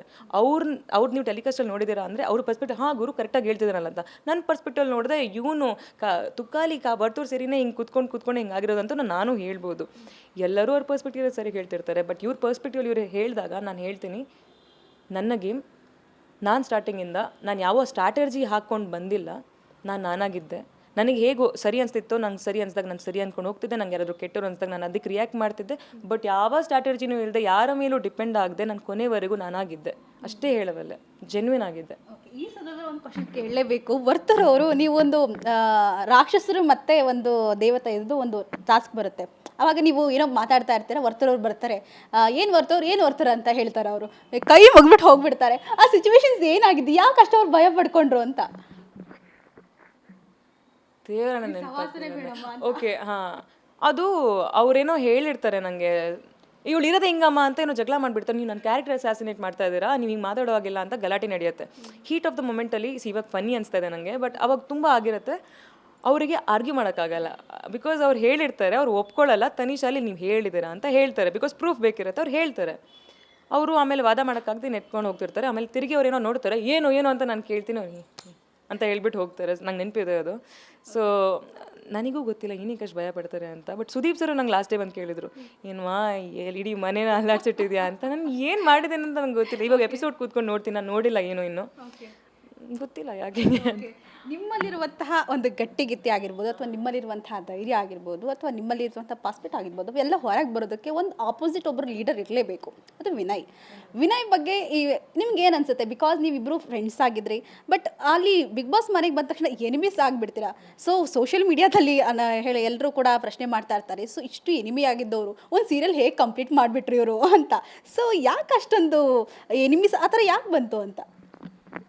ಎನಿಮಿ ಅನ್ನೋದು I think it's a wrong word, because ಅವ್ರದ್ದು ನಂದು ವ್ಯಕ್ತಿತ್ವ ಹೇಗೆ ಅಂದರೆ, ಅವರು ಎಸ್ ಅಫ್ಕೋರ್ಸ್ ಈಸ್ ಅಗ್ರೆಸಿವ್, ಅವ್ರು ತುಂಬ ಯೋಚನೆ ಮಾಡ್ಕೊಂಡು ಕೂಡ ಮಾತಾಡ್ತಾರೆ. ನಾನು ಫಿಲ್ಟರ್ ಮಾಡಲ್ಲ, ನಾನು ಏನಿದೆಯೋ ಹಂಗಂಗೆ ಅಲ್ಲಲ್ಲೇ ಹೇಳ್ಬಿಡ್ತೀನಿ, ಯಾರು ಹೆಂಗೆ ರೆಸ್ಪಾಂಡ್ ಮಾಡ್ತಾರೆ ಅಂತ ಯೋಚನೆ ಮಾಡದೆ ಹೇಳ್ಬಿಡ್ತೀನಿ. ಅದನ್ನು ನೀವು ನೋಡಿದ್ದೀರಾ.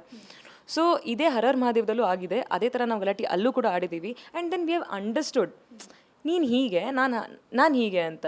ಸೊ ಒಂದು ಈ ಅಂಡರ್ಸ್ಟ್ಯಾಂಡಿಂಗ್ ಬಂದಾಗ ಒಂದು ವೈಬ್ ಕ್ರಿಯೇಟ್ ಆಗುತ್ತೆ. ಓಕೆ ಫೈನ್, ಇದೇನು ಮಾಡಿದ್ರು ಚೇಂಜ್ ಆಗಲ್ಲ, ಇದೇನು ಮಾಡಿದ್ರು ಚೇಂಜ್ ಆಗಲ್ಲ ಅಂತ we accepted each other.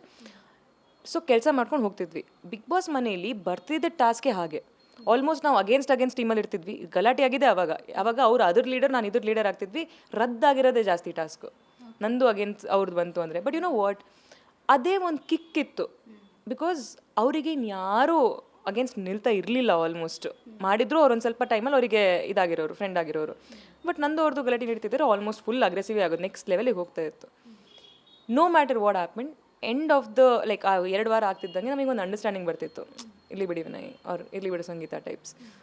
I have a lot of respect towards him. ಅವ್ರು ಯಾವತ್ತೂ ಕೆಟ್ಟದಾಗ ಆಡಿದ್ದು ಅಂತ ನಾನು ಹೇಳಲ್ಲ. ಅವ್ರು ಏನು ಆಡ್ತಿದ್ರು as a Bigg Boss contestant, ಅವ್ರು ಹೇಗೆ ಇದ್ದಾರೋ ಪರ್ಫೆಕ್ಟಾಗಿ ಆಡಿದ್ದಾರೆ. I have a lot of respect towards this game. ಅವ್ರನ್ನ ರ್ಯಾಂಕಿಂಗಲ್ಲಿ ನಿಲ್ಲಿಸಬೇಕಿದ್ರು ಅವ್ರನ್ನ ನಾನು 3rd ಪೊಸಿಷನ್ ನಿಲ್ಸಿದ ಕಾರಣನೇ ಅದು. ಬಿಕಾಸ್ ಆ್ಯಸ್ ಅ ಪ್ಲೇಯರ್ ತುಂಬ ಚೆನ್ನಾಗಿ ಆಡಿದ್ದಾರೆ, ನೀಟಾಗಿ. ಎಲ್ಲೂ ಕೂಡ ಅದು ಗ್ರಾಫ್ ಚೇಂಜ್ ಮಾಡಿದೆ, ಅವ್ರ ಗೇಮ್ ಆಟ ಬದಲಾಯಿಸ್ಕೊಂಡು ಆಡಿಲ್ಲ. ಅವ್ರು ಸ್ಟಾರ್ಟಿಂಗಿಂದ ಎಂಡ್ ತನಕ ಅದೇ ಥರ ಆಡ್ಕೊಂಡು ಬಂದಿದ್ದಾರೆ. So lot of respect for him. ಬಹುಶಃ ಅಂದರೆ ವಿನಯ್ ಅವ್ರನ್ನ ನೀವು ಆಪೋಸಿಷನ್ ಲೀಡರ್ಲಾಗಿ ತೆಗೆದುಕೊಂಡಿದ್ದೇ ಒಂದು ಅಂದರೆ ಪ್ಲಸ್ ಪಾಯಿಂಟ್ ಆಯ್ತಾ ಅಂತ ಇಲ್ಲಿ? ಅವರು plus point may be yes, because ಅವ್ರಿಗೆ ನಾನು ಎದುರಾಗ್ತಿದ್ದೆ, ನನಗೆ ಅವ್ರು ಎದುರಾಗ್ತಿತ್ತು. ಸೊ ಒಂದು ಟಫ್ ಫೈಟ್ ಇರ್ತಿತ್ತು. ಹೌದು, ಅದೇ ನೋಡೋಕೆ ಒಂಥರ ಮಜಾ ಇರ್ತಿತ್ತು. ಹೇಳ್ಬೋದು ಹಾಗೆ. ಓಕೆ, ನಿಮ್ಮ ಒಂದು ಟೀಮ್ ಇರುತ್ತೆ, ನಿಮ್ಮ ಟೀಮ್ ಅವರೇ ಒಂದು ಸರ್ತಿ ಎಲ್ಲರೂ ಕೂಡ ನಿಮಗೆ ಆಪೋಸಿಟ್ ಆಗಿಬಿಡ್ತಾರೆ. ಸೊ ನೀವು ಒಬ್ಬರಾಗಿ ನಿಂತ್ಕೊಂಡಿರ್ತೀರಾ. ಸೊ ಆ ಟೈಮಲ್ಲಿ ಎಷ್ಟು ಧೈರ್ಯ ಮಾಡಿದ್ರಿ? ಲೈಕ್ ಯಾಕಂದರೆ ನಂಗೆ ಆಗ್ತಾ ಇಲ್ಲ ಅನ್ನೋದು ಒಂದು ಭಾವನೆ ಇರುತ್ತೆ, ಮತ್ತು ನಮ್ಮವರು ಕೂಡ ದೂರ ಆಗಿದ್ದಾರೆ ಅನ್ನೋದು, ಇನ್ನೊಂದು ಕಾರ್ತಿಕ್ ಅವ್ರ ಜೊತೆ ಫ್ರೆಂಡ್ಶಿಪ್ ಕೂಡ ಆಗ್ತಾನೆ ಕಟ್ಟಾಗಿರುತ್ತೆ. ಆಪೋಸಿಷನ್ ಆವಾಗವಾಗ ಹೇಳ್ತಾ ಇರ್ತಾರೆ ನೀ ಹಾಗೆ ಹೀಗೆ ಅಂತ. ಸೊ ಹೇಗೆ ಅನಿಸ್ತು? ಬಿಕಾಸ್ ಒಬ್ಬ ಲೇಡಿ ನಿಂತ್ಕೊಂಡು ಎಲ್ಲನೂ ಕೂಡ ನಿಭಾಯಿಸಬಲ್ಲು ಅನ್ನೋದು ಹೇಗೆ ಅನಿಸ್ತು ನಿಮಗೆ ಆ ಸಿಚುವೇಶನ್ಸಲ್ಲಿ? ನೀವು ಬಿಸ್ನೆಸ್ ಟಾಸ್ಕ್ ಬಗ್ಗೆ ಮಾತಾಡ್ತಿದ್ದೀರಾ ಅಲ್ವಾ? ಎಲ್ಲರೂ ಅದೇ ನನ್ನ ವರ್ಸ್ಟ್ ಮೆಮೊರಿ ಅಲ್ಲಿರೋದು. ಆಯಿತಾ, ನನಗೆ ಇವತ್ತಿಗೂ ನೆನಪಿದೆ. ಆ ಬೆಂಚ್ ಮೇಲೆ ಹಿಂಗೆ ಕೂತ್ಕೊಂಡಿರ್ತೀನಿ, ಅಲ್ಲಿ ಅವರೆಲ್ಲ ಬೆಂಚಲ್ಲಿ ಕೂತ್ಕೊಂಡಿರ್ತಾರೆ, 8 ಜನ ಕೂತ್ಕೊಂಡಿರ್ತಾರೆ, ನಾನು ತನಿಷಾ ಇರ್ತೀವಿ. ಬಿಗ್ ಬಾಸ್ ಒಂದು ಬಾಂಬ್ ಹಾಕ್ತಾರೆ, ಮಾಲೀಕರಿಗೆ ನೀವೆಲ್ಲ ಕ್ವಶನ್ ಮಾಡ್ಬೋದು ಅಂತ. ಫುಲ್ ಎಕ್ಸ್ಪೋಸ್ ಆಗಿಬಿಡ್ತೀನಿ, ಯಾರ್ಯಾರನ್ನ ಎಷ್ಟೆಷ್ಟಿಗೆ ತೊಗೊಂಡಿರ್ತೀನಿ, ಇದು ಪ್ರೈಸಿಂಗ್ಸ್ ಇರುತ್ತೆ. ಸೊ ನಾನು ಹೇಳಿರ್ತೀನಿ ಅವ್ರಿಗೆ ಮಾತಾಡೋವಾಗಿಲ್ಲ ಅಂತ. ಎಲ್ಲ ಬಂದುಬಿಟ್ಟು ಇಷ್ಟಕ್ಕೆ ಮಾಡಿದ್ರು, ಇದು ಮಾಡಿದ್ರು ಅಂದ್ಬಿಟ್ಟು ನೆಗೆಟಿವು, ಅದು ಇದು ವ್ಯಾಲಿಗೇಟರ್.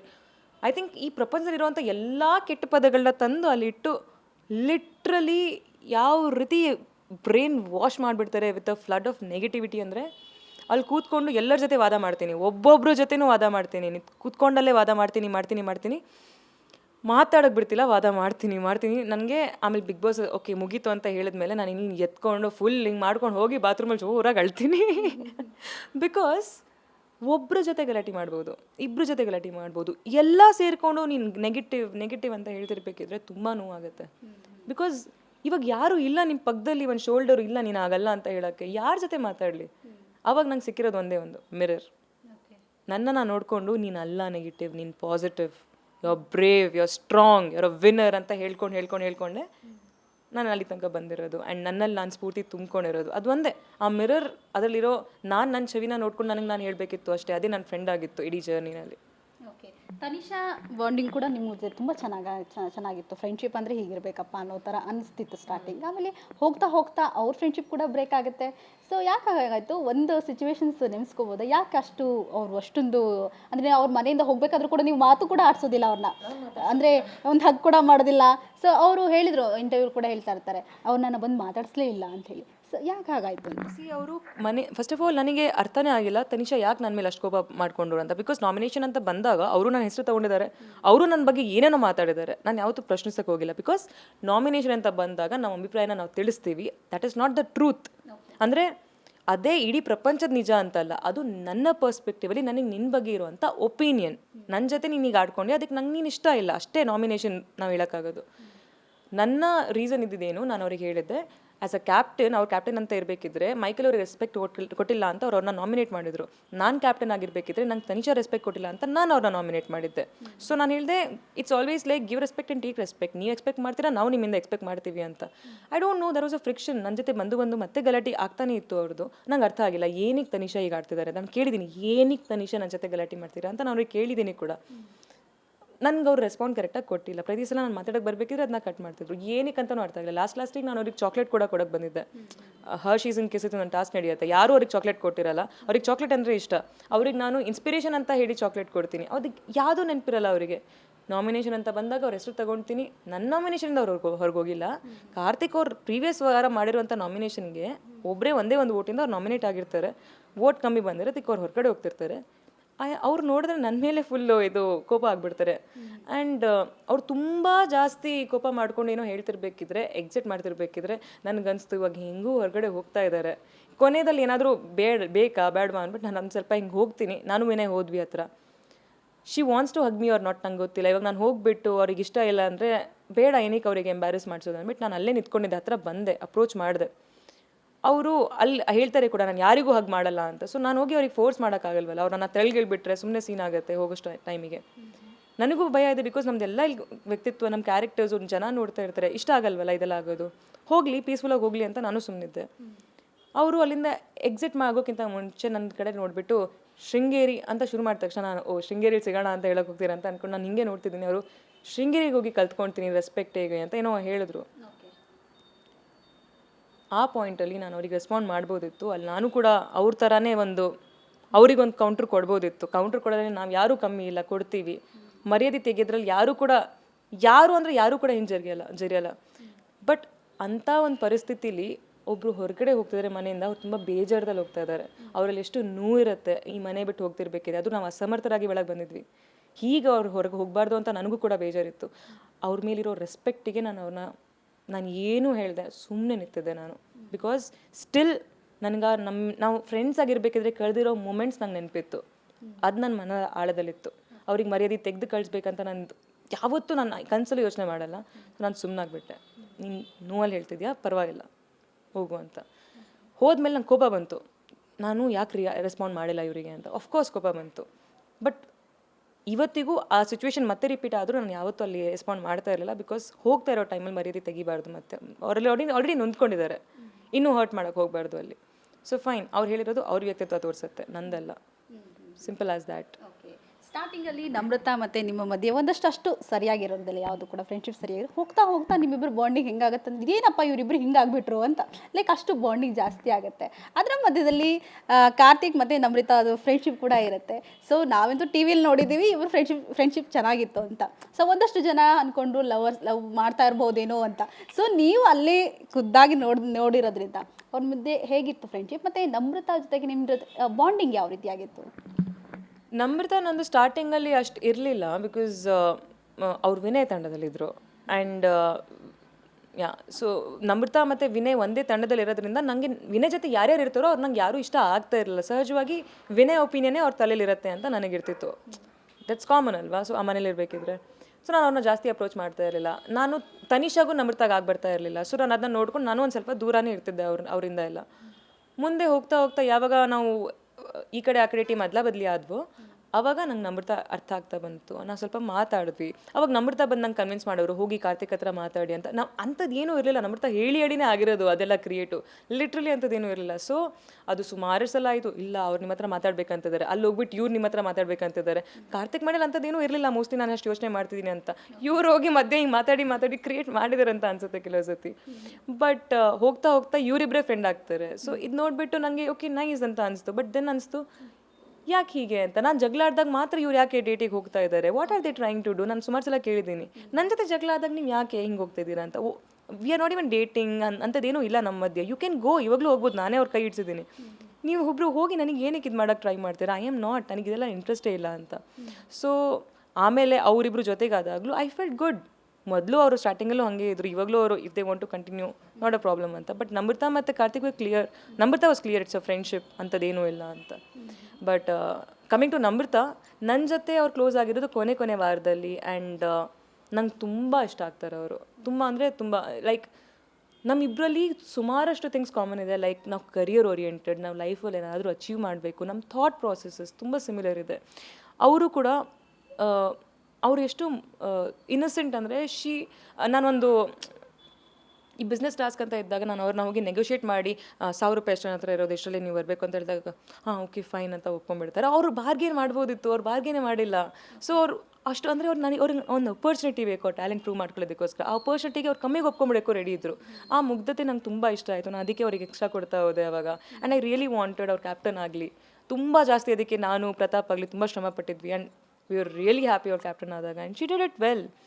ಏನು ಗೊತ್ತಾ, ನಂದೊಂದು ಜರ್ನಿ ಆದರೆ ಅವ್ರದ್ದೊಂದು ಜರ್ನಿ, ನಂದು ಎಲ್ಲರನ್ನ ಫೈಟ್ ಮಾಡ್ಕೊಂಬರೋ ಜರ್ನಿ ಆದರೆ ಅವ್ರದ್ದು ಎಲ್ಲರ ಜೊತೆ ಪ್ರೀತಿಲಿರುವಂಥ ಒಂದು ಜರ್ನಿ ಆಗಿತ್ತು. ಆ್ಯಂಡ್ ನಂಗೆ ತುಂಬ ಖುಷಿಯಾಗಿತ್ತು. ಲಾಸ್ಟಲ್ಲಿ ಆಲ್ಮೋಸ್ಟ್ ಇಬ್ಬರು ಜೊತೆಗಾಗ್ಬಿಟ್ಟು ಎಲ್ಲರ ಜೊತೆ ಖುಷಿಯಾಗಿದ್ವಿ. ಅವ್ರ ಜೊತೆ ಸುಮಾರಷ್ಟು ಮೆಮೊರಿ ಶೇರ್ ಮಾಡ್ಕೊಂಡಿದ್ದೆ. ಅವ್ರು ಹೋದ್ಮೇಲೆ ನಂಗೆ ತುಂಬ ಬೇಜಾರಾಗಿತ್ತು.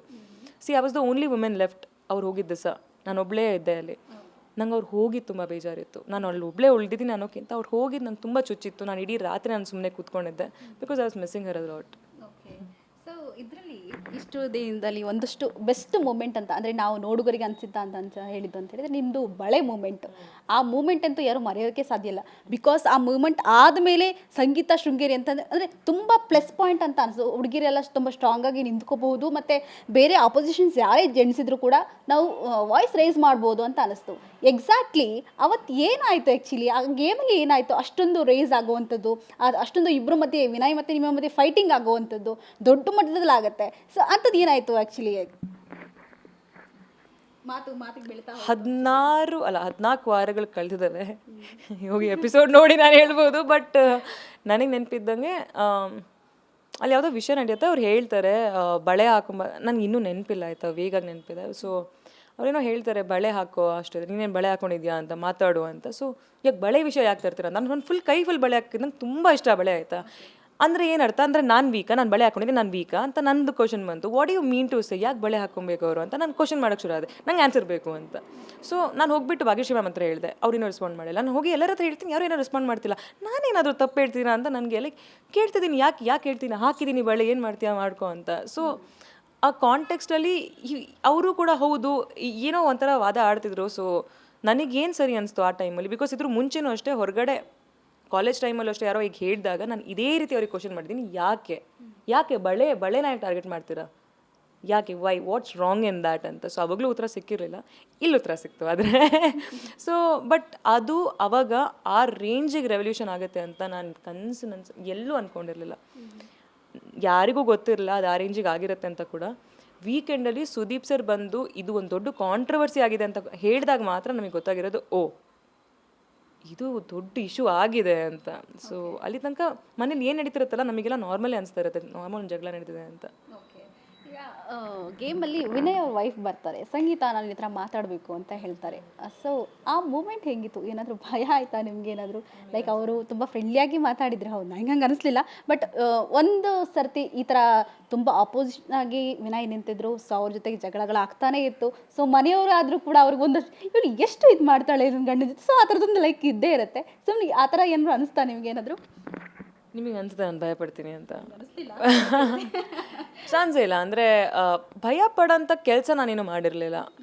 ರಾದರ್ ಅವರಿಂದ ನನಗೆ ಜಾಸ್ತಿ ನೋವಾಗ್ತಿತ್ತು ಮನೇಲಿ. ಅಂದರೆ ವಿನಯ್ ಅವರಿಂದ ನನಗೆ ಎಷ್ಟು ಟಾಂಟ್ಸು, ಎಷ್ಟು ಸುಮಾರೆಲ್ಲ ವಿಷಯಗಳಾಗಿತ್ತು ಅಂದರೆ ಅಫ್ಕೋರ್ಸ್ ನಂಗೆ ತುಂಬ ನೋವು ಆಗಿತ್ತು. ಬಟ್ ಅವ್ರ ಹೆಂಡ್ತಿನೂ ಅದನ್ನ ನೋಡಿರ್ತಾರೆ ಸಹಜವಾಗಿ, ಅವರಿಗೂ ಅರ್ಥ ಆಗಿರುತ್ತೆ ಅನ್ಸುತ್ತೆ ನಾನು what am I going through ಅಂತ.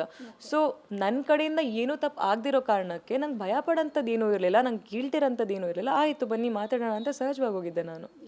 ಈಗ ಬಿಗ್ ಬಾಸ್ ಮನೆಯಲ್ಲಿ ನಿಮ್ಮದು ಮತ್ತು ಪ್ರತಾಪ್ ಅವರ ಅಕ್ಕ ಮತ್ತು ತಮ್ಮನ ಬಾಂಡಿಂಗ್ ತುಂಬ ಸ್ಪೆಷಲ್ ನಾವು ನೋಡಿದ ಮಟ್ಟಿಗೆ.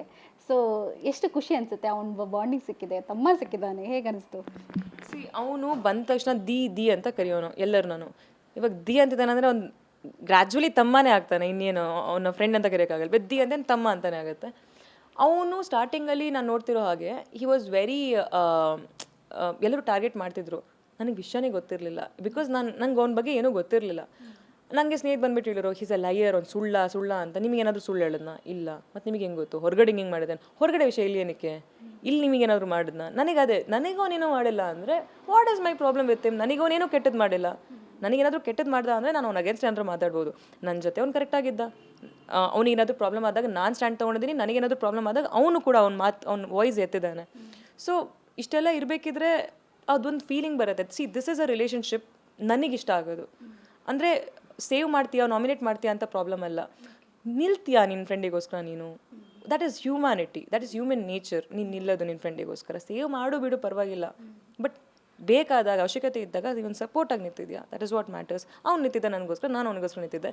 ಕಣ್ಣೇಟಾದಾಗ ನನಗೆ ಅವನಿಗೆ ಬಗ್ಗೆ ತುಂಬ ಜಾಸ್ತಿ ಕನ್ಸರ್ನ್ ಇತ್ತು. ಆ್ಯಂಡ್ ಅವನು ಕೂಡ ಬಂದು ನನ್ನ ಕಣ್ಣಿಗೆ ಡ್ರಾಪ್ ಹಾಕಿದ್ರಾ ಅಂತ. ಅದು ತುಂಬ ಜಾಸ್ತಿ ಈ ಸ್ಮಾಲ್ ಮೂಮೆಂಟ್ಸ್ ಇದೆಯಲ್ಲ ತುಂಬ ಸ್ಪೆಷಲ್ ಫೀಲ್ ಮಾಡಿಸುತ್ತೆ ಆ ಮನೇಲಿ. ಚಿಕ್ಕ ವಸ್ತುಗಳೇ ನಮಗೆ ಎಷ್ಟು ಸ್ಪೆಷಲ್ ಫೀಲ್ ಒಂದು ಲೆಟರ್ ನಮಗೆ ಅಷ್ಟು ಫೀಲ್ ಮಾಡಿಸುತ್ತೆ ಅಂದರೆ ಒಬ್ರು ಬಂದು ಕಣ್ಣಿಗೆ ಡ್ರಾಪ್ ಹಾಕ್ತಿದ್ರೆ ಅಂದರೆ ಎಷ್ಟು ಸ್ಪೆಷಲ್ ಫೀಲ್ ಮಾಡಿಸುತ್ತೆ ಹೇಳಿ. ಸೊ ಆ ಒಂದು ರಿಲೇಷನ್ಶಿಪ್ ಇತ್ತು ನಂದು ಮತ್ತು ಪ್ರತಾಪ್ ಮಧ್ಯ.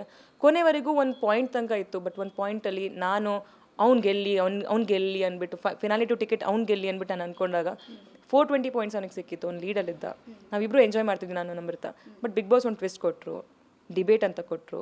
ನಮ್ಗೇನೋ ನಾವು ಆದರೂ ಬಿಟ್ಕೊಡ್ಬಾರ್ದು, ನಾವೆಲ್ಲ ಡಿಬೇಟ್ ಮಾಡಿದ್ವಿ. ನಾನು ಗೆದ್ದಾಗ ನಾನು ಅವನಿಗೆ ಹ್ಯಾಂಡ್ ಶೇಕ್ ಮಾಡೋಕ್ಕೆ ಹೋದಾಗ ಅವ್ನು ಹಿಂಜರಿದ ಬೇಡದಿ ಅಂತ. It broke my heart into million pieces. ನಾನು ಅಷ್ಟು ಖುಷಿ ಪಡ್ತಿದ್ದೆ ಅವ್ನು ಗೆಲ್ಲಬೇಕಿದ್ರೆ, ನನ್ನ ಖುಷಿಲಿ ಅವ್ನಿಗೆ ಖುಷಿ ಇಲ್ವಾ ಅಂತ. ಆಮೇಲೆ ನಾನು ಅವನ್ನ ನಾಮಿನೇಟ್ ಮಾಡಿದ್ದೆ. That was the first time ನಾನು ಅವನ್ನ ನಾಮಿನೇಟ್ ಮಾಡಿರೋದು, because I was hurt. But ಮತ್ತೆ ಈ ಎಲಿಮಿನೇಟ್ ಆದವ್ರು ಬರ್ತಾರೆ ಆ್ಯಂಡ್ ಅವನಿಗೆ ಬುದ್ಧಿ ಹೇಳ್ಕೊಡ್ತಾರೆ, ಮತ್ತೆಲ್ಲ ಸರಿ ಆಗುತ್ತೆ ಸಹಜವಾಗಿ. ಅದು ಒಂದು ರಿಲೇಷನ್ಶಿಪ್ ಇರುವಂಥ ವ್ಯಾಲ್ಯೂ. So that's are. ಈಗ ಫಸ್ಟ್ ರನ್ನಪ್ ಆಗಿದ್ದಾರೆ, ಎಷ್ಟು ಖುಷಿ ಇದೆ. ಮತ್ತೆ ಇವಾಗ 2 ಡೇಸಲ್ಲಿ ಮತ್ತೆ ಇಬ್ಬರು ಕಾಂಟ್ಯಾಕ್ಟ್ ಮಾತಾಡಿದ್ರಾ ಹೇಗೆ? 2 ದಿವಸದಿಂದ ನನ್ನ ಮೊಬೈಲ್ ಮುಟ್ಟಿಲ್ಲ ಆಯಿತಾ. ಸೊ ನಾನು ಕಂಪ್ಲೀಟಾಗಿ ಕಟ್ ಆಫ್ ಆಗಿ ಒಂದು ಸ್ವಲ್ಪ ಪೀಸ್ಫುಲ್ಲಾಗಿ ನನ್ನ ಫ್ಯಾಮಿಲಿ, ನನ್ನ ಫ್ರೆಂಡ್ಸು, ನನಗೆ ಇಷ್ಟು ಟೈಮ್ ಸಪೋರ್ಟ್ ಮಾಡ್ತಿರೋಂಥ ನನ್ನ ಫ್ಯಾಮಿಲಿ, ಸುಚಿ ನನ್ನ ಅಕೌಂಟ್ ಹ್ಯಾಂಡಲ್ ಮಾಡ್ತಿದ್ರು, ಅವ್ರ ಜೊತೆ ನಾನು ಟೈಮ್ ಕಳೀತಾ ಇದ್ದೀನಿ. ಆ್ಯಂಡ್ ಪ್ರತಾಪ್ ಖುಷಿ ನೋಡಿ ನಂಗೆ ತುಂಬ ಖುಷಿ ಆಯಿತು. ಅವನು ಇಲ್ಲ ನಾನು 4th ನಾನು ಹೋಗ್ತೀನಿ ಅಂತ ಹೇಳಿದವನಿಗೆ ಫಸ್ಟ್ ರನ್ನಪ್ ಗೆದ್ದಿದ್ದಾನೆ. ಖುಷಿ ಆಗುತ್ತೆ ನೋಡಿಬಿಟ್ಟು. ಬೇಸಿಕ್ಲಿ ವೋಟ್ ಸಿಕ್ಕಿದೆ, ಯಾರು ಡಿಸರ್ವಿಂಗ್ ಇದ್ದಾರೆ ಅವ್ರು ಗೆದ್ದಿದ್ದಾರೆ, ಯಾರಿಗೆ ವೋಟ್ಸ್ ಸಿಕ್ಕಿದೆಯೋ ಅವ್ರು ಗೆದ್ದಿದ್ದಾರೆ. ಲಾಸ್ಟ್ ವೀಕಲ್ಲಂತೂ 4 ಜನ ಹುಡುಗರು ಇರ್ತಾರೆ, ನೀವು ಒಬ್ಬರು ಇರ್ತೀರಾ. ಸೊ ಆ ಟೈಮ್ನಲ್ಲಿ ಸ್ವಲ್ಪ ಸ್ಟ್ರಾಂಗ್ ಆದ್ರಿ ಅಂತ ಅನ್ಸುತ್ತೆ, ಇನ್ನೂ ಸ್ವಲ್ಪ ಸ್ಟ್ರಾಂಗ್ ಆದ್ರಿ ಆ ಟೈಮ್ನಲ್ಲಿ. ಯಾಕಂದರೆ ಫೈನಲ್ಗೆ ಹೋಗಲೇಬೇಕು, ವಿನ್ನರ್ ಆಗಲೇಬೇಕು ಅನ್ನೋಂಥ ಮನಸ್ಥಿತಿಲಿ ನೀವಿದ್ರಿ. ಸೊ ಆ ಒಂದು ಲಾಸ್ಟ್ 1 ವೀಕಲ್ಲಿ ವಿನಯ್ ಕೂಡ ತುಂಬ ಸೈಲೆಂಟ್ ಆಗಿಬಿಡ್ತಾರೆ. ಸೊ ವಿನಯ್ ಯಾಕೆ ಸೈಲೆಂಟ್ ಆದರು ಅಂತ ಆ್ಯಕ್ಚುಲಿ ಆ ಇದರಲ್ಲಿ ಅಂತ ತುಂಬ ಅಗ್ರೆಸಿವ್ ಆಗಿದ್ದು ಸೈಲೆಂಟ್ ಆಗಿಬಿಡ್ತಾರೆ ಯಾಕೆ? ವಿನಯ್ ಅಗ್ರೆಸಿವ್ ಆಗ್ತಿದ್ದು ಟಾಸ್ಕಲ್ಲಿ ತಾನೇ ನಾವು ಅಗ್ರೆಸಿವ್ ಆಗುತ್ತೆ. ಆಟ ಆಡಬೇಕಿದ್ರೆ ಅಗ್ರೆಸಿವ್ ಆಗಬೇಕಾಗತ್ತೆ. ಅಲ್ಲಿ ಯಾವುದು ಅಂತ ಟಾಸ್ಕೇ ನಡೀತಿರ್ಲಿಲ್ಲ ಅಗ್ರೆಸಿವ್ ಆಗೋಂಥದ್ದು. ವಿನಯ್ ಇಲ್ಲ ಅಂದರೆ ತುಂಬ ಸಹಜವಾಗಿ ಚೆನ್ನಾಗಿ ಮಾತಾಡೋರು, ಕಾಮಿಡಿ ಜಾಸ್ತಿ ಮಾಡೋರು. ಅವ್ರ ಕಾಮಿಡಿ ಎಲ್ಲರಿಗಿಂತ ನಂಗೆ ಇಷ್ಟ ಆಗೋದೇ ಅವ್ರ ಕಾಮಿಡಿ.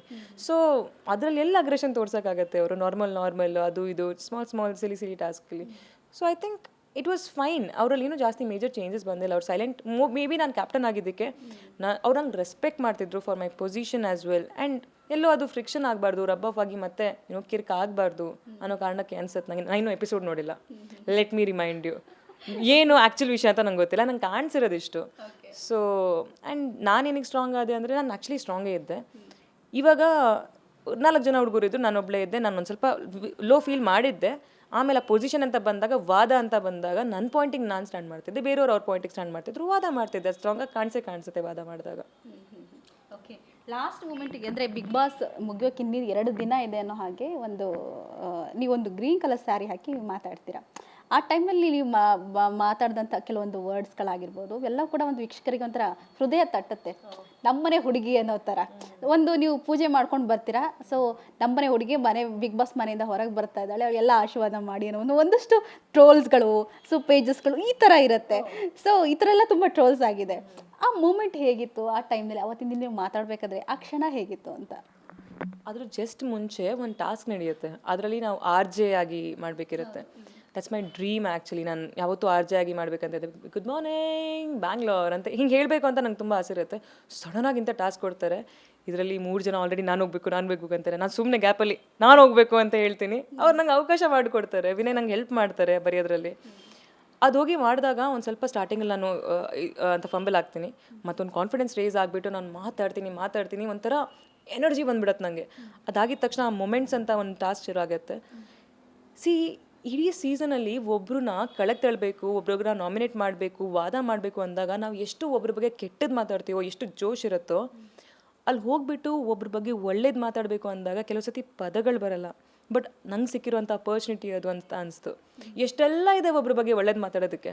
ಕೆಟ್ಟದ್ದು ಮಾತಾಡಬೇಕಿದ್ರೆ ಆರಾಮಾಗಿ ಹೇಳ್ಬಿಡ್ತಾರೆ. ಒಳ್ಳೇದು ಮಾತಾಡೋಕ್ಕೆ ಇನ್ನೂ ಎಷ್ಟು ಮಾತುಗಳಿದ್ದಾವೆ. ನನ್ನ ಹೃದಯದಿಂದ ಎಷ್ಟಾಗತ್ತೋ ಅಷ್ಟು ಓವರ್ಫ್ಲೋ ಆಗಿ ಬಂತು ಅವಾಗ ಮಾತುಗಳು. ಆ್ಯಂಡ್ ಐ ಥಿಂಕ್ ಅಲ್ಲಿ ಕೂತಿರೋರು ಪ್ರತಿಯೊಬ್ಬರು ಕೂಡ ಅವ್ರು ಡಿಸರ್ವ್ ಮಾಡ್ತಿದ್ರು ನಾನು ಏನೇನು ಹೇಳಿದ್ನೋ. ಆ್ಯಂಡ್ ನಾನು ನೋಡಿರೋ ಅಂಥ ಹೃದಯದ ಮಾತುಗಳದು. ಎಸ್. ಓಕೆ, ಆಗ ಆ ಮೂಮೆಂಟ್ ಆದಮೇಲಂತೂ ತುಂಬ ಟ್ರೋಲ್ ಆಯಿತು. ನಿಮ್ಮ ಒಂದಷ್ಟು ವಿಡಿಯೋಗಳಾಗಿರ್ಬೋದು, ನೀವು ಮಾತಾಡಿರೋ ಒಂದೊಂದು ವರ್ಡ್ಸ್ಗಳಾಗಿರ್ಬೋದು, ಎಲ್ಲರೂ ಕೂಡ ಟಿಕ್ಟಾಕ್ ಮಾಡೋಕ್ಕೆ ಸ್ಟಾರ್ಟ್ ಮಾಡ್ಕೊಂಡ್ಬಿಟ್ರು. ಸೊ ಲೈಕ್ಲಿ ಆವತ್ತಿನ ದಿನ ಒಂದು ತುಂಬ ಎಮೋಷ್ನಲಿ ಫೀಲ್ ಆದ್ರಿ ಅಂತ ಅನಿಸುತ್ತೆ. ಅದಕ್ಕಿಂತ ಮುಂಚೆ ಕಾರ್ತಿಕ್ ಬಗ್ಗೆ ಒಂದಷ್ಟು ಹೇಳಿರ್ತೀರ, ನಾನು ಯಾವುದೇ ಕಾರಣಕ್ಕೂ ನಿಮ್ಮ ಫ್ರೆಂಡ್ಶಿಪ್ನ ಮುಂದುವರ್ಸ್ಕೊಂಡು ಹೋಗಲ್ಲ ಅಂತ ಹೇಳ್ತೀರ. ಬಟ್ ಆ ಟೈಮ್ನಲ್ಲಿ ಕಾರ್ತಿಕ್ ಜೊತೆ ನೀವು ಕಾಂಪ್ರೋ ಆಗ್ತೀರಾ. ದೆನ್ ನೀವೊಂದು ಮಾತು ಹೇಳ್ತೀರಾ, ನಾನು ಅಂದರೆ ಈ ಒಂದು ಸ್ಥಳದಲ್ಲಿ ಅಥವಾ ನೀವು ಆ ಮೂಮೆಂಟಲ್ಲಿ ಫಸ್ಟ್ ಸ್ಟಾರ್ಟಿಂಗಲ್ಲಿ ನೀವು ನನ್ನ ಜೊತೆಗೆ ಇರ್ತೀರಾ, ಆ ಕ್ಷಣವನ್ನು ಅಥವಾ ನೀವು ನನ್ನ ಜೊತೆಗೆ ಇದ್ದಿದ್ದು ಬಾಂಡಿಂಗನ್ನು ಬೇರೆ ಜೊತೆ ನಾನು ಇದ್ದೆ ಅಂತ ಹೇಳಿ ಅಂದ್ಕೊಂಡಿದ್ದೆ, ಅದಕ್ಕೆ ಒಂದು ಆ ಸ್ಥಳಕ್ಕೆ ಒಂದು ಸ್ಥಾನಕ್ಕೆ ನಾನು ಅಂದರೆ ಮರ್ಯಾದೆ ಕೊಡ್ತಿರ್ಲಿಲ್ಲ, ಒಂದು ವರ್ಡ್ ಹೇಳ್ತೀರಿ. ಅದಂತೂ ಎಲ್ಲರೂ ಮನಸ್ಸಿಗೆ ಒಂಥರ ತಟ್ಟುತ್ತೆ ಅದು ಮೂಮೆಂಟು. ಯಾಕೆ ಹಂಗೆ ಅನಿಸ್ತು ತಕ್ಷಣಕ್ಕೆ ಅವ್ರ ಜೊತೆ, ಯಾಕೆ ಆ ಥರ ಫೀಲ್ ಆಯಿತು ಅಂತ? ಅಂದರೆ ಲಾಸ್ಟಿಗೆ ಒಂದು ಮೂಮೆಂಟಲ್ಲಿ ಮಾತಾಡ್ತೀರಾ, ಅಂದರೆ ಕಾರ್ತಿಕ್ ಮತ್ತು ನಿಮ್ಮ ಫ್ರೆಂಡ್ಶಿಪ್ ಬಗ್ಗೆ ಮಾತಾಡ್ತೀರಾ. ಸ್ಟಾರ್ಟಿಂಗಲ್ಲಿ ನೀವು ಯಾರೂ ನಮ್ಮ ಜೊತೆಗೆ ಇದ್ದೇ ಇಲ್ಲದಾಗ ಕಾರ್ತಿಕ್ ನಿಮ್ಮ ಜೊತೆಗೆ ಫ್ರೆಂಡ್ಶಿಪ್ ಆಗ್ತಾರೆ. ಆಮೇಲೆ ನೀವು ಒಂದು ಲಾಸ್ಟ್ ಮೂಮೆಂಟಲ್ಲಿ ಯಾರಿಗೆ ಸಾರಿ ಕೇಳಬೇಕು ಅಥವಾ ಒಂದು ಒಂದು ಒಂದು ಇದು ನಡೆಯುತ್ತೆ, ಥ್ಯಾಂಕ್ ಯು ಹೇಳಬೇಕು ಅನ್ನೋದೊಂದು ಬರುತ್ತೆ, ಮೂಮೆಂಟ್ ಬರುತ್ತೆ. ಆಗ ನೀವು ಕಾರ್ತಿಕ್ ಅವ್ರಿಗೆ ಹೇಳ್ತಾರೆ, ಕಾರ್ತಿಕ್ ನಿಮಗೊಂದು ಪುಲವರ್ ಕೊಡ್ತಾರೆ, ಗಿಫ್ಟಾಗಿ ಕೊಡ್ತಾರೆ. ಆವಾಗ ನೀವು ಕೂಡ ಕಾರ್ತಿಕ್ ಬಗ್ಗೆ ಮಾತಾಡ್ತೀರಾ. ಸೊ ಆ ಮೂಮೆಂಟ್ ಬಗ್ಗೆ ಅಂದರೆ ಕಾರ್ತಿಕ್ ಬಗ್ಗೆ ಹೇಳೋದಾದರೆ ಅಂತ. ಆ ಮೊಮೆಂಟ್ ಏನಿತ್ತು ಅಂದರೆ ಅವ್ರು ಹೇಳಿರೋದು, ನಿಮ್ಮ ಪ್ರೀತಿ ಪಾತ್ರರಿಗೆ ನೀವೊಂದು ಮೊಮೆಂಟ್, ಒಂದು ಸ್ಪೆಷಲ್ ಮೊಮೆಂಟ್ನ ನೀವು ಹೇಳಬೇಕು ಅವ್ರ ಜೊತೆ ಕಳೆದಿರೋಂಥ ಕ್ಷಣನ, ಅದನ್ನ ಲೆಟರಲ್ಲಿ ಬರೆದು ಅವ್ರಿಗೊಂದು ಗಿಫ್ಟ್ ಕೊಡಿ ಅಂತ ಹೇಳಿರ್ತಾರೆ. ಆ ಮನೇಲಿ ಉಳಿದಿರೋರಲ್ಲಿ ಮಾತ್ರ ನಾವು ಹೇಳಬೇಕಾಗಿರೋದು. ಅದರಲ್ಲಿ ಯಾರ್ಯಾರು ಇರ್ತಾರೆ? ಪ್ರತಾಪ್, ಕಾರ್ತಿಕ್, ವಿನಯ್. ತುಕಾಲಿ ಇವತ್ತು ನನ್ನ ಸೀನಲ್ಲೇ ಬಂದಿಲ್ಲ ಅಲ್ಲಿ ತನಕ, ಆ ರೇಂಜಿಗೆ ಇರಲಿಲ್ಲ. ಪ್ರತಾಪು ನನ್ನ ಜೊತೆ ಇದ್ದ, ಬಟ್ ಅಂಥ ಅದ್ಭುತ ಮೂಮೆಂಟ್ಸ್ ಅವನ ಜೊತೆ ನಾನು ಯಾವತ್ತೂ ಕಳೆದಿಲ್ಲ. ಆ್ಯಂಡ್ ವಿನಯ್ ಯಾವತ್ತೂ ನಂಗೆ ಒಬ್ಬ ಕಾಂಪಿಟೀಟರ್ ಆಗಿದ್ದ. ಸೊ ನಾನು ಇವಾಗ ವಿನಯ್ನ ಕೂತ್ಕೊಂಡು ಪ್ರೇಸ್ ಮಾಡ್ತಾ ಕೂತ್ರೆ ನಾನೇ ನಂಗೆ ನ್ಯಾಯ ಒಗ್ಸಲ್ಲ. ಬಟ್ ಇದ್ದಿದ್ದು ಒಬ್ಬರೇ ಒಬ್ಬರು. ಆ್ಯಂಡ್ ನಾನು ಇನ್ಯಾರದೇ ಹೆಸರು ಬರೆದಿದ್ರು ಕೂಡ ನನಗೆ ನನ್ನ ಫೇಸ್ ಮಾಡ್ಕೊಳಕ್ಕಾಗ್ತಾ ಇರಲಿಲ್ಲ. ನನಗೆ ಜಸ್ಟಿಸ್ ಮಾಡ್ತಾ ಇರಲಿಲ್ಲ. ಇಟ್ ವಾಸ್ ಆಬ್ವಿಯಸ್ ನಾನು ಕಾರ್ತಿಕಿಗೆ ಬರಿಬೇಕಿತ್ತು. ಜಸ್ಟ್ ಬಿಕಾಸ್ ಈ ಟೈಮಲ್ಲಿ ನಂದು ಅವ್ರದ್ದು ಫ್ರೆಂಡ್ಶಿಪ್ ಎನಿಮಿಟಿಯಲ್ಲಿ ಕನ್ವರ್ಟ್ ಆಗಿದೆ ಅನ್ನೋ ಕಾರಣಕ್ಕೆ ನಾನು ಆ ಒಳ್ಳೆ ಕ್ಷಣನ ಮರಿತೀನಿ ಅನ್ನೋದು ತಪ್ಪು. ಆ ಕ್ಷಣಗಳು ಇವತ್ತಿಗೂ ಸ್ಪೆಷಲಾಗೇ ಇದೆ, ಯಾವತ್ತಿಗೂ ಇರುತ್ತೆ. ಜಸ್ಟ್ ಬಿಕಾಸ್ ಇವತ್ತು ರಿಲೇಷನ್ಶಿಪ್ ಸರಿ ಇಲ್ಲ, ಹಂಗೆ ಆಗಲಿಲ್ಲ ಅಂತ ಹೇಳೋಕ್ಕಾಗಲ್ವಲ್ಲ ನಾವು. ಸೊ ಆ ಲೆಟರ್ ಅವರಿಗೇ ಡೆಡಿಕೇಟ್ ಮಾಡಬೇಕಾಗಿತ್ತು, ಅದು ಅವರಿಗೋಸ್ಕರನೇ ಇದ್ದಿರೋದು. ಸೊ ನಾನು ಅವ್ರ ಹೆಸರೇ ಬರೆದೆ. ನಾನು ಅಲ್ಲಿ ಎಲ್ಲ ಕಡೆನೂ ಬರೆದಿರೋದೇನು ಅಂದರೆ, I will forever remember that. But ನಾನು ಒಂದು ವಿಷಯನೂ ಕ್ಲಿಯರ್ ಆಗಿದ್ದೀನಿ, but I hate you today, but still ಈ ಮೊಮೆಂಟ್ಸ್ ನಂಗೆ ಯಾವತ್ತೂ ಸ್ಪೆಷಲ್ ಆಗಿರ್ತವೆ. ಸೊ ಈ ಮೊಮೆಂಟ್ಸಿಗಾಗಿ ಥ್ಯಾಂಕ್ ಯು ಅಂತ ನಾನು ಹೇಳ್ತೀನಿ. ಸಾರಿ ಲೆಟರ್ ಅಲ್ಲ ಅದು, ಅವ್ರ ಕಡೆಯಿಂದ ಸಾರಿ ಇರುತ್ತೆ. ಬಿಕಾಸ್ ತುಂಬ ಚುಚ್ಚು ಮಾತುಗಳು, ತುಂಬ ಅವ್ರ ಕಡೆಯಿಂದ ತುಂಬ ಬಂದಿರುತ್ತೆ. ನಾನು ಅವರಿಂದ ದೂರ ಹೋಗಿದ್ದೀನಿ ಹೊರತು ಚುಚ್ಚು ಮಾಡಿಲ್ಲ. ನಾನು ಯಾರಿಗೂ ಅಲ್ಲಿ ಬಿಟ್ರೇ ಮಾಡೋರಾಗಿರ್ಬೋದು, ಮಾಡಿಲ್ಲ. ದೂರ ಹೋದೆ ಹೊರತು ನಾನು ಅಂಥದ್ದು ಮಾಡಿಲ್ಲ. ಬಟ್ ಚುಚ್ಚು ಮಾತುಗಳಿಂದ ಜಾಸ್ತಿ ಬಂದಿದ್ವು. ಅದಕ್ಕೆ ಅವ್ರಿಗೆ ಆ ಪಶ್ಚಾತ್ತಾಪ ಕೂಡ ಇತ್ತು, ಸಾರಿ ಕೇಳಬೇಕು ಅಂತ. ಬಟ್ ಎಷ್ಟಲ್ಲ ಅಂತ ಸಾರಿ ನಾವು ಕೇಳೋಕ್ಕಾಗತ್ತೆ? ಆ್ಯಂಡ್ 4 ದಿನ ಉಳಿದಿದೆ ಅನ್ನೋ ಒಂದು ಕಾರಣಕ್ಕೆ ಇಲ್ಲಿ ತನಕ ಆಗಿರೋ ನೋವನ್ನ ಸಡನ್ನಾಗಿ ಮರೆಯೋಕ್ಕಾಗಲ್ಲ ಅಲ್ವೇ? ಅದು ನನಗೆ ಜಸ್ಟಿಸ್ ಅನ್ಸಲ್ಲ. ನಾನು ಇಷ್ಟ ತನಕ ಪಟ್ಟಿರೋಂಥ ನೋವಿಗೆ ಅದು ಒಂದು ಜಸ್ಟಿಸ್ ಅನ್ಸಲ್ಲ. ಸಡನ್ನಾಗಿ 4 ದಿನ ನೋಡಿದೆ ಬಿಟ್ಬಿಡು ಅಂತ ಆಗಲ್ಲ. ಆ್ಯಸ್ ಅ ಹ್ಯೂಮನ್ ನನ್ನ ಪರ್ಸ್ನಾಲಿಟಿಗೆ ನಂಗೆ ಅದು ಸೂಟ್ ಆಗಲ್ಲ. ಸೊ ಇಲ್ಲ, ಇಲ್ಲಿವರೆಗೂ ಸರಿ ಆಗಿರಲಿಲ್ಲ. ಈ ಮನೇಲಿ ಈ ಗೇಮ್ ನಡೆಯೋ ತನಕ ನಂಗೆ ಅದು ಬೇಡ ಅಂತಲೂ ಅನಿಸ್ತು. So I just stood with my stand. ಸಡನ್ನಾಗಿ ಇಲ್ಲ ಕಾರ್ತಿಕ್ ಒಳ್ಳೆಯವರು ಅಂತ ನಂಗೆ ಒಪ್ಕೊಳ್ಳೋಕೆ ಆಗಲ್ಲ ಜಸ್ಟ್ ಬಿಕಾಸ್ ಒಂದು ಲೆಟ್ರ್ ಕೊಟ್ಟು ಆ ಮೊಮೆಂಟಲ್ಲಿ ಥ್ಯಾಂಕ್ ಯು ಅಂದೆ ಅವ್ರು ಸಾರಿ ಅಂದರು ನಾನು ಅಪಾಲಜಿ ಆ್ಯಕ್ಸೆಪ್ಟ್ ಮಾಡಿಲ್ಲ ಅವ್ರಿಗೆ ಅಂತ ನಾನು ಅಪಾಲಜಿ ಆ್ಯಕ್ಸೆಪ್ಟ್ ಮಾಡಿ ಎಲ್ಲ ಇದು ಮಾಡಿದೆ ಅಂತ ಬಟ್ ಇಲ್ಲ ಹಾಗೇನೂ ಆಗಿಲ್ಲ. ಸೊ ಇದು ಬಹುಶಃ ಇದು ಲಕ್ಷಾಂತರ ನಿಮ್ಮ ಅಭಿಮಾನಿಗಳ ಪ್ರಶ್ನೆ ಅಂತ ಅನಿಸುತ್ತೆ. ಮುಂದಿನ ದಿನಗಳಲ್ಲಿ ಕಾರ್ತಿಕ್ ಮತ್ತು ಸಂಗೀತ ಇಬ್ಬರ ಫ್ರೆಂಡ್ಶಿಪ್ ಮುಂದುವರಿಯುತ್ತಾ ಹೇಗೆ ಅಂತ? ಆ ಮನೇಲಿ ಏನು ನಡೆದಿದೆಯೋ ಮನಸ್ತಾಪಗಳು, ಜಗಳಗಳು, ಫ್ರೆಂಡ್ಶಿಪ್ಗಳು, ಇಲ್ಲ ಚೀಟ್ ಮಾಡಿರೋದು, ಬ್ಯಾಕ್ ಸ್ಟ್ಯಾಪ್ ಮಾಡಿರೋದು, ಏನೇ ಮಾಡಿರ್ಬೋದು ಎಲ್ಲ ಗೇಮಿಗೋಸ್ಕರ ಆಗಿರೋಂಥದ್ದು. ಪ್ರತಿಯೊಬ್ಬರು ಅಲ್ಲಿ ಬಂದಿರೋದು ಗೆಲ್ಲೋದಕ್ಕೋಸ್ಕರ, ಒಬ್ಬರನ್ನ ಗೆಲ್ಸೋದಕ್ಕೋಸ್ಕರ ಅಂತೂ ಖಂಡಿತವಾಗ್ಲೂ ಅಲ್ಲ. ಆ ಗೆಲ್ಲೋದಕ್ಕೋಸ್ಕರ ಒಬ್ಬರನ್ನ ಎಳಿತಾರೆ, ಚುಚ್ತಾರೆ, ವರ್ಟ್ ಮಾತುಗಳಾಡ್ತಾರೆ, ಬಟ್ ಎಲ್ಲ ಮಾಡಿರೋದು ಒಬ್ಬರು ಗೆಲ್ಲಬೇಕು ಅಂತ ಮಾಡಿರೋದು. ಪರ್ಸ್ನಲ್ ರೀಸನಿಂಗ್ ಅಂತೂ ಖಂಡಿತವಾಗ್ಲೂ ಅಲ್ಲ. ಆ ಮುಖ್ಯ ದ್ವಾರದಿಂದ ಹೊರಗಡೆ ಕಾಲು ಇಡ್ತಿದ್ದಂಗೆ ಆ ಗೇಮ್ ಮುಕ್ತಾಯ ಆಗುತ್ತೆ. ಅಲ್ಲಿಂದ ಮುಕ್ತಾಯ ಆಗ್ತಿದ್ದಂಗೆ ಇಲ್ಲಿ ನಮ್ಮ ರಿಯಲ್ ಲೈಫ್, ರಿಯಲ್ ಸ್ಟೋರಿ ಶುರು ಆಗುತ್ತೆ. ಇಲ್ಲೂ ಅದನ್ನ ಕ್ಯಾರಿ ಮಾಡಿದ್ರೆ ಲೈಫಿಗೆ ಅರ್ಥನೇ ಇಲ್ಲ ಆಗುತ್ತೆ. ಇಲ್ಲಿ ಯಾವ ಗೇಮ್ ಇದೆ ಗುರು? Cup ಗೆದ್ದವ್ರು cup ಗೆದ್ದಾಗಿದೆ. ಇವಾಗ ನಮ್ಮ ಲೈಫ್ನ ನಾವು ಲೀಡ್ ಮಾಡಬೇಕಾಗಿರೋದು. ಸೊ ಇವಾಗಿಂದ ನಮ್ಮ ಮನುಷ್ಯತ್ವ ತೋರಿಸುತ್ತೆ, ನಾವು ಹೇಗೆ ರಿಯಲಲ್ಲಿ ಇದ್ದೀವಿ ಅದು ತೋರಿಸುತ್ತೆ. ಸೊ ಅಲ್ಲಿರೋ ಯಾವುದೋ ಒಂದು ಮನಸ್ತಾಪಕ್ಕೆ ನಾನು ಇಲ್ಲೇನಿಗೆ ಕ್ಯಾರಿ ಮಾಡಬೇಕು? ಸೊ ನಾಳೆ ಸಿಗ್ತಾರೆ ಅಂದರೆ ಖಂಡಿತವಾಗ್ಲೂ ಹಾಯ್ ಹೇಳ್ತೀನಿ. That's it, that's life goes on. And ಇದನ್ನು ನಾನು ಆ್ಯಕ್ಚುಲಿ ಫ್ಯಾನ್ಸ್ಗಳಿಗೂ ಹೇಳೋಕ್ಕೆ ಇಷ್ಟಪಡ್ತೀನಿ. ಅಲ್ಲಿ ನಡೆದಿರೋ ಮನಸ್ತಾಪಗಳು, ಅಲ್ಲಿ ನಡೆದಿರೋ ಜಗಳಗಳು ಆ ಮನೆಯಿಂದ ಕಾಲಿಡ್ತಿದ್ದಂಗೆ ಮುಗ್ದು ಹೋಯಿತು. ಕಪ್ ಸಿಕ್ಕಾಯಿತು, ಗೇಮ್ ಮುಗೀತು. ಗೇಮ್ ನಾನು ಮುಂಚೆನೇ ಹೇಳ್ದಂಗೆ ಕಬಡ್ಡಿ ಗೇಮಲ್ಲಿ ಆಡ್ತಿರ್ಬೇಕಿದ್ರೆ ಒಬ್ಬ ಔಟ್ ಆದ ಅಂದ್ಬಿಟ್ಟು ಲೈಫ್ ಲಾಂಗ್ ಮಾತಾಡಲ್ಲ ಅಂತ ಹೇಳಿದ್ರೆ ಹೇಗೆ ಚಾನ್ಸ್? ಆಟ ಅದು, ಆಟ ಗೆಲ್ಲದ್ದು ಸೋಲು ಇದ್ದೇ ಇರುತ್ತೆ. ಬಟ್ ಆ್ಯಸ್ ಅ ವ್ಯೂವರ್ಸ್ ನಾವು ಸಪೋರ್ಟ್ ಮಾಡಬೇಕು, ನಾವು ಮೊಮೆಂಟ್ಸ್ನ ಎಂಜಾಯ್ ಮಾಡಬೇಕು. ಗೇಮ್ ಮುಗಿತಿದ್ದಂಗೆ ಇದೊಂದು ಆಟ ಅಂತ ಒಪ್ಕೊಂಡು ಲೆಟ್ಸ್ ಆಲ್ ಎಂಜಾಯ್, ಇವಾಗ ಪಾರ್ಟಿ ಮಾಡೋಣ ಅಂತ ಬರಬೇಕು ಅಷ್ಟೇ. ಓಕೆ, ಲಾಸ್ಟಿಗೆ ಆ್ಯಕ್ಚುಲಿ ಸುದೀಪ್ ಸರ್ ನಿಮ್ಮನ್ನ 3 ಜನ ಕರ್ಕೊಂಡು ಬರ್ತಾರೆ ಮೇನ್ ಸ್ಟೇಜ್ಗೆ. ಆ ಮೂಮೆಂಟ್ ತುಂಬ ಸ್ಪೆಷಲ್ ಆಗಿತ್ತು ಅಂತ ಅನಿಸುತ್ತೆ. ಹೇಗನ್ನಿಸ್ತು ಆ ಮೂಮೆಂಟ್? ಚೆನ್ನಾಗಿತ್ತಾ? ಇಷ್ಟ ಆಯಿತಾ? ಹಿಸ್ಟ್ರಿ ಕ್ರಿಯೇಟ್ ಮಾಡಿರೋಂಥ ಮೊಮೆಂಟ್. ಇಡೀ ಬಿಗ್ ಬಾಸ್ ಇತಿಹಾಸದಲ್ಲಿ 3 ಜನನ ಒಟ್ಟಿಗೆ ಕರ್ಕೊಂಬಂದಿರೋದು ವೇದಿಕೆಗೆ ಯಾವತ್ತೂ ಆಗಿಲ್ಲ. ಸುದೀಪ್ ಸರ್ ಬಂದ ತಕ್ಷಣ ಒಂದು ಹಗ್ ಮಾಡ್ತಾರೆ, ಹಗ್ ಮಾಡಿ ಒಂದು ಹೀಗೆ ಮಾಡ್ತಾರೆ. That's a dream moment, a fan girl moment. ನನಗೆ ತುಂಬ ಅಂದರೆ ತುಂಬ ಖುಷಿಯಾಯಿತು. ನನಗೆ ಅವರ ಐ ಥಿಂಕ್ ಲೈಫ್ ಲಾಂಗ್ ನಾನೊಂದು ದೊಡ್ಡ ಫ್ಯಾನ್ ಆಗಿರ್ತೀನಿ ಅವರಿಗೆ. ಸೊ ಅಲ್ಲಿಂದ ಕರ್ಕೊಂಡು ಹೋಗ್ತಾರೆ, ಅಲ್ಲಿಗೆ ಹೋಗ್ತೀವಿ ನಾವು ಸ್ಟೇಜಿಗೆ ಹೋದ್ಮೇಲೆ ಜಸ್ಟ್ ಆಲ್ ಡ್ರೀಮಿ ನನಗೆ ಮನೆಯಿಂದ ಹೊರಗಡೆ ಕಾಲಿಡ್ತಿರ್ಬೇಕಿದ್ರೆ ಮರೆಯೋಕ್ಕಾಗಲ್ಲ. ಓಕೆ, ಈ ಬಿಗ್ ಬಾಸ್ ಮನೆಯಿಂದ ಹೊರಗೆ ಬಂದಿದ್ದಾರೆ. ಈಗ ಫ್ಯಾಮಿಲಿ ಏನು ಹೇಳ್ತಾ ಇದ್ದಾರೆ? ನಿಮ್ಮ ರಿಲೇಟಿವ್ಸ್ ಆಗಿರ್ಬೋದು, ಅಪ್ಪ ಅಮ್ಮ ಆಗಿರ್ಬೋದು, ಅವ್ರಿಗಂತೂ ಬೇಜಾರಿದ್ದೇ ಇರುತ್ತೆ ಗೆದ್ದಿಲ್ಲ, ಕಪ್ ವಿನ್ನರಪ್ ಆಗಿಲ್ಲ ಅಂತ. ಬಟ್ ತುಂಬ ಲೀಡಲ್ಲಿದ್ದವರು ಮತ್ತು ತುಂಬ ಹೆಸರು ಮಾಡಿದವ್ರು ಬಹುಶಃ ನೀವೇ ಅಂತ ಅನಿಸುತ್ತೆ. ಲೈಕ್ ಹೇಗಿದೆ ಫ್ಯಾಮಿಲಿ ಈಗ ಸದ್ಯಕ್ಕೆ? ಅವ್ರು ತುಂಬ ಎಕ್ಸ್ಪೆಕ್ಟೇಷನಲ್ಲಿದ್ದರು. ನಾನು ಒಳಗೆ ಎಷ್ಟು ನೋವು ತಿಂತಿದ್ನೋ ಅವರು ಹೊರಗಡೆ ಅಷ್ಟೇ ನೋವು ತಿಂತಾಯಿದ್ರು. ಆ್ಯಂಡ್ ಎಲ್ಲ ಫೇಸ್ ಮಾಡಿಕೊಂಡು ಅವರು ಸ್ಟ್ರಾಂಗಾಗಿ ನಿಂತಿದ್ರು. ಸೊ ಅದೆಲ್ಲ ಫೇಸ್ ಮಾಡೋದಕ್ಕೆ ಅವ್ರಿಗೊಂದು ಫಲ ಬೇಕಿತ್ತು, ನನಗೂ ಒಂದು ಫಲ ಬೇಕಿತ್ತು. ಅದೇನು ಅಂದರೆ ಅಫ್ಕೋರ್ಸ್ ಗೆಲ್ಲೋದು. ಬಟ್ ಪರ್ಸ್ನಲಿ ನಾನು ಹೃದಯ ಗೆಲ್ಲಕ್ಕೆ ಬಂದಿದ್ದೆ. ನನ್ನ ಇಂಟೆನ್ಷನಲ್ಲಿ ನಾನು ಗೆದ್ದಿದ್ದೀನಿ ಅಂತ ಅಂದ್ಕೊಂಡೆ. ಅವತ್ತು ನಾನು ಸ್ಟೇಜಲ್ಲೂ ನಗ್ನಗ್ತಾ ಖುಷಿಯಾಗಿ ಅಲ್ಲಿ ನನ್ನ ಕೆಳಗೆ ನೆಡ್ಕೊಂಡು ಬಂದಿರೋದು. ಬಿಕಾಸ್ ನಾನು ತುಂಬ ಪ್ರೀತಿ ಗಳಿಸ್ಬಿಟ್ಟಿದ್ದೀನಿ. ಲೈಫ್ ಲಾಂಗ್ ನಂಗೆ ಮರೆಯೋಕ್ಕಾಗಲ್ಲ. ಕಪ್ ಬರದೇ ಇರ್ಬೋದು, ಬಟ್ ಆ ಪ್ರೀತಿ ಗೆಲ್ಲದಿದೆಯಲ್ವ ಅದು ತುಂಬ ಕಷ್ಟ. ನನ್ನ ಫ್ಯಾಮ್ಲಿಗೆ ಅಫ್ಕೋರ್ಸ್ ಬೇಜಾರಾಯಿತು, ನನಗೆ ಅದನ್ನ ನೋಡಿ ನೋವಾಯಿತು. ಬಟ್ ನಾನು ಅವತ್ತು ಸ್ಟೇಜ್ ಮೇಲೆ ಏನಾದರೂ ನೊಂದ್ಕೊಂಡು ಏನಾದರೂ ಕಣ್ಣೀರು ಹಾಕಿದಿದ್ರೆ ಅಷ್ಟು ಜನ ಫ್ಯಾನ್ಸ್ದು ಹಾರ್ಟ್ ಬ್ರೇಕ್ ಆಗ್ತಾಯಿತ್ತು. ಸೊ ನನಗನ್ಸುತ್ತೆ ನನ್ನ ಜರ್ನಿನಲ್ಲಿ ಐ ಹ್ಯಾವ್ ಡನ್ ಜಸ್ಟಿಸ್. ಇದಕ್ಕಿಂತ ಚೆನ್ನಾಗಿ ನಾನು ಆಡೋಕ್ಕಾಗ್ತಿದ್ನ ನಾನು ಇಮ್ಯಾಜಿನ್ ಮಾಡ್ಕೊಳಕ್ಕಾಗಲ್ಲ. I have given my best. ನಂಗೆ ಹೆಮ್ಮೆ ಇದೆ. ವೋಟ್ಸ್ ಬಂದಿಲ್ಲ, 3ನೇ ಪೊಸಿಷನ್ ಬಂದೆ. It's okay, accepted. Life goes on. Game ಸೋಲು ಗೆಲುವು ಇದ್ದೇ ಇರುತ್ತೆ. ಸೊ ನಿಮ್ಮ ಫಾದರ್ ಕೂಡ ಸ್ಟೇಜಲ್ಲಿ ಹೇಳ್ತಾ ಇದ್ದಾರೆ, ನನಗೆ ಇದನ್ನು ನಂಬಕ್ಕಾಗ್ತಾ ಇಲ್ಲ, ನಾನು ಎಕ್ಸ್ಪೆಕ್ಟ್ ಕೂಡ ಮಾಡಿರಲಿಲ್ಲ ಅಂತೇಳಿ. ಸೊ ಮನೆಗೆ ಬಂದ ತಕ್ಷಣ ನಿಮ್ಮ ಇವರ ಡಿಸ್ಕಷನ್ಸ್ ಯಾವ ರೀತಿಯಾಗಿತ್ತು? ಲೈಕ್ ಅವ್ರು ತುಂಬ ಎಮೋಷ್ನಲ್ ಆಗಿಬಿಟ್ರು ಆ ಸ್ಟೇಜಲ್ಲಿ ಆ್ಯಕ್ಚುಲಿ ನಾವು ನೋಡಿದ ಮಟ್ಟಿಗೆ. ಸೊ ನೀವು ಅಲ್ಲೇ ಹೇಳಿದ್ರು ದಿಸ್ ಗೇಮ್ ಅಂತ. ಸೊ ಇವಾಗ ಹೇಗಿದ್ದಾರೆ? ಹೇಗೆ ಅವ್ರನ್ನ ಮೋಟಿವೇಟ್ ಮಾಡಿದ್ರಿ ಅಂತ? My dad is a rock star. ಒಬ್ಬ ಸೈನಿಕನ ಮಗಳು ನಾನು. ಸೈನಿಕನ ಮಗಳು ಅಂದರೆ he has taught me to be a warrior. ಆಯಿತಾ? ಅಂದರೆ ಮುನ್ನುಗ್ಗಿ ಗೆಲ್ಲು ಅಂತ ನನಗೆ ಒಂದು ಸ್ಟೇಟ್ಮೆಂಟ್, ಒಂದು ಲೈನ್ ಬರೆದ್ಬಿಟ್ಟು ಹೋಗ್ತಾರೆ. ಗೆಲ್ಲೋದು ಅಂದರೆ ಪ್ರತಿ ಸಲ ಕಪ್ ಗೆಲ್ಲೋದು ಮಾತ್ರ ಅಲ್ಲ, ಆ ಹೃದಯ ಗೆದ್ದಿದ್ದೀನಲ್ವ ಅದು ಕೂಡ ಒಂದು ಗೆಲ್ವೆ. ನಾನು ಒಳಗೆ ನಡಿಬೇಕಿದ್ರೆ ಒಂದು ಒಳ್ಳೆ ಪರ್ಸ್ನಾಲಿಟಿ ಆಗಿ ಒಳಗೆ ಎಂಟರ್ ಮಾಡಿದ್ದೆ. ಒಂದು ಚಾರ್ಲಿ ಹೀರೋಯಿನ್ ಅಂತ ನಾನು ಎಂಟರ್ ಆಗಿದ್ದೆ. ಇಂಡಸ್ಟ್ರಿಯಲ್ಲಿ ಒಳ್ಳೆ ಹೆಸರಿತ್ತು. ಹೊರಗೆ ಬರಬೇಕಿದ್ರೆ ಅದಕ್ಕಿಂತ ಒಂದು 5 ಪಟ್ಟು ಜಾಸ್ತಿ ಹೆಸರು ಮಾಡಿಕೊಂಡು, ಒಳ್ಳೆ ರೀತಿಯಲ್ಲಿ ಹೆಸರು ಮಾಡಿಕೊಂಡು ಇಡೀ ಕರ್ನಾಟಕ ನನ್ನ ಇವತ್ತು ಗುರುತಿಸ್ತಿದೆ ಅಂದರೆ, ಅವ್ರಿಗೆ ಹೆಮ್ಮೆ ತರ್ತಿದೆ ಅಂದರೆ ಅದು ಒಂದು ಅಚೀವ್ಮೆಂಟೆ. So that's what matters. ಅವರು ನನ್ನ ಹತ್ರ ಬಂದು ಒಂದೇ ಒಂದು ಸಲನೂ ನೀನು ಮಾಡಿದ ತಪ್ಪು ಇಲ್ಲ ಇಲ್ಲಿ ಹೋಗಬಾರ್ದಿತ್ತು ಅಂತ ಯಾವತ್ತೂ ಅಂದಿಲ್ಲ. As a defence person we should accept everything ಏನು ಬರುತ್ತೋ ವಿ ಶುಡ್ ಆಕ್ಸೆಪ್ಟ್. ಸೊ ಅದನ್ನ ಅಪ್ಪ ಹೇಳ್ಕೊಟ್ಟಿದ್ದಾರೆ. ಅಪ್ಪ ಹೇಗೆ ನನಗೆ ಬಂದು ಏನಾದರೂ ಕೇಳ್ತಾರೆ. ಸೊ ಅವರು ಕೂಡ ನೋ ಆಯಿತು, ಬಟ್ ಆ ನೋನ ಅವ್ರು ಕವರಪ್ ಮಾಡ್ಕೊಂಡು it's okay, I am proud of you ಅಂತಲೇ ಇದ್ರು. ಓಕೆ, ಈಗ ಬಿಗ್ ಬಾಸ್ ಮನೆಯಿಂದ ಬಂದು 2 ದಿನ ಅಂತೂ ಆಗಿದೆ. ಸೊ 2 ದಿನದಲ್ಲಿ ಬಿಗ್ ಬಾಸ್ ಮನೇಲಿದ್ದತೆ ಏನು ತುಂಬ ಮಿಸ್ ಮಾಡ್ಕೊತಾ ಇದ್ರಿ? ಏನು ಮಿಸ್ ಮಾಡ್ಕೊತೀರಾ? ಎದ್ದ ತಕ್ಷಣ ಆಗಿರ್ಬೋದು, ಕೂರೋದಾಗಿರ್ಬೋದು, ನಿಲ್ಲೋದಾಗಿರ್ಬೋದು. ಎದ್ದ ತಕ್ಷಣವೇ ಮ್ಯೂಸಿಕ್ ಬರ್ತಿತ್ತು ಆಯಿತಾ. ಆ ಮ್ಯೂಸಿಕ್ ಇಲ್ಲದೆ ಎಚ್ಚರ ಆಗೋಕ್ಕಾಗಲ್ಲ. ಸೊ ಆ ಮ್ಯೂಸಿಕ್ನ ತುಂಬ ಮಿಸ್ ಮಾಡ್ಕೊತಾ ಇದ್ದೀನಿ. ಮ್ಯೂಸಿಕ್ ಇಲ್ಲದೆ ಇದ್ದರೆ ಇವಾಗ ಇನ್ನೂ ಆಗಿಲ್ಲ, ಇನ್ನೂ ಬೆಳಗ್ಗೆ ಆಗಿಲ್ಲ ಅಂತಲೇ ಇರ್ತದೆ. ಸಡನ್ನಾಗಿ ರಿಯಲೈಸ್ ಆಯಿತು, ನೋ ಇವಾಗ ಮನೆಗೆ ವಾಪಸ್ ಬಂದಾಗಿದೆ. ಆ್ಯಕ್ಚುಲಿ ಕನ್ಸು ಕಾಣ್ತಿದ್ದೆ ಸುಮಾರು ಟೈಮಿಂದ, ಯಾವಾಗ ಮನೆಗೆ ಬರ್ತೀನಿ ಅಂತ. ಖುಷಿ ಇದೆ, ಬಟ್ ಅಫ್ಕೋರ್ಸ್ ಅದೊಂಥರ ಹಾಂಟ್ ಮಾಡತ್ತೆ. ಅಷ್ಟು ದೊಡ್ಡ ಮನೇಲಿ ಓಡಾಡ್ತಿದ್ದಿದ್ದು, ಆ ಕೆಲಸ ಈ ಕೆಲಸ, ದಿನ ಎದ್ದ ತಕ್ಷಣ ಚಪಾತಿ ಮಾಡ್ತಿದ್ದಿದ್ದು, ಅಷ್ಟು ಮಾತಾಡ್ತಿದ್ದಿದ್ದು, ಪ್ರತಿ ದಿನ ಟಾಸ್ಕ್ ಬಂದ ತಕ್ಷಣ ಹಾರ್ಟ್ ಬೀಟ್ ರೇಸ್ ಆಗ್ತಿದ್ದಿದ್ದು, ಒಂದು ಹೋರಾಟ, ಒಂದು ನಾಮಿನೇಷನ್ನು. ಖುಷಿ ಏನು ಅಂದರೆ ಯಾರೂ ನಾಮಿನೇಟ್ ಮಾಡಬೇಕಾಗಿಲ್ಲ, ಯಾರು ನಮ್ಮನ್ನ ನಾಮಿನೇಟ್ ಮಾಡಲ್ಲ, ಯಾರು ಕಳಪೆ ಕೊಡಲ್ಲ, ಯಾರು ಉತ್ತಮ ಕೊಡಲ್ಲ. ಸೊ ಇವಾಗ ಲೈಫ್ ನಮ್ಮನ್ನ ಕೊಡೋದು. ಇವಾಗ ಆ್ಯಕ್ಚುಲ್ ಗೇಮ್ ಇವಾಗ ಶುರು ಆಗಿದೆ. ಇವಾಗ ಯಾರು ನಮಗೆ ಬಂದು ಹೇಳಲ್ಲ ನೀನು ಇದು ತಪ್ಪು ಮಾಡಿದ್ಯಾ ಅಂತ.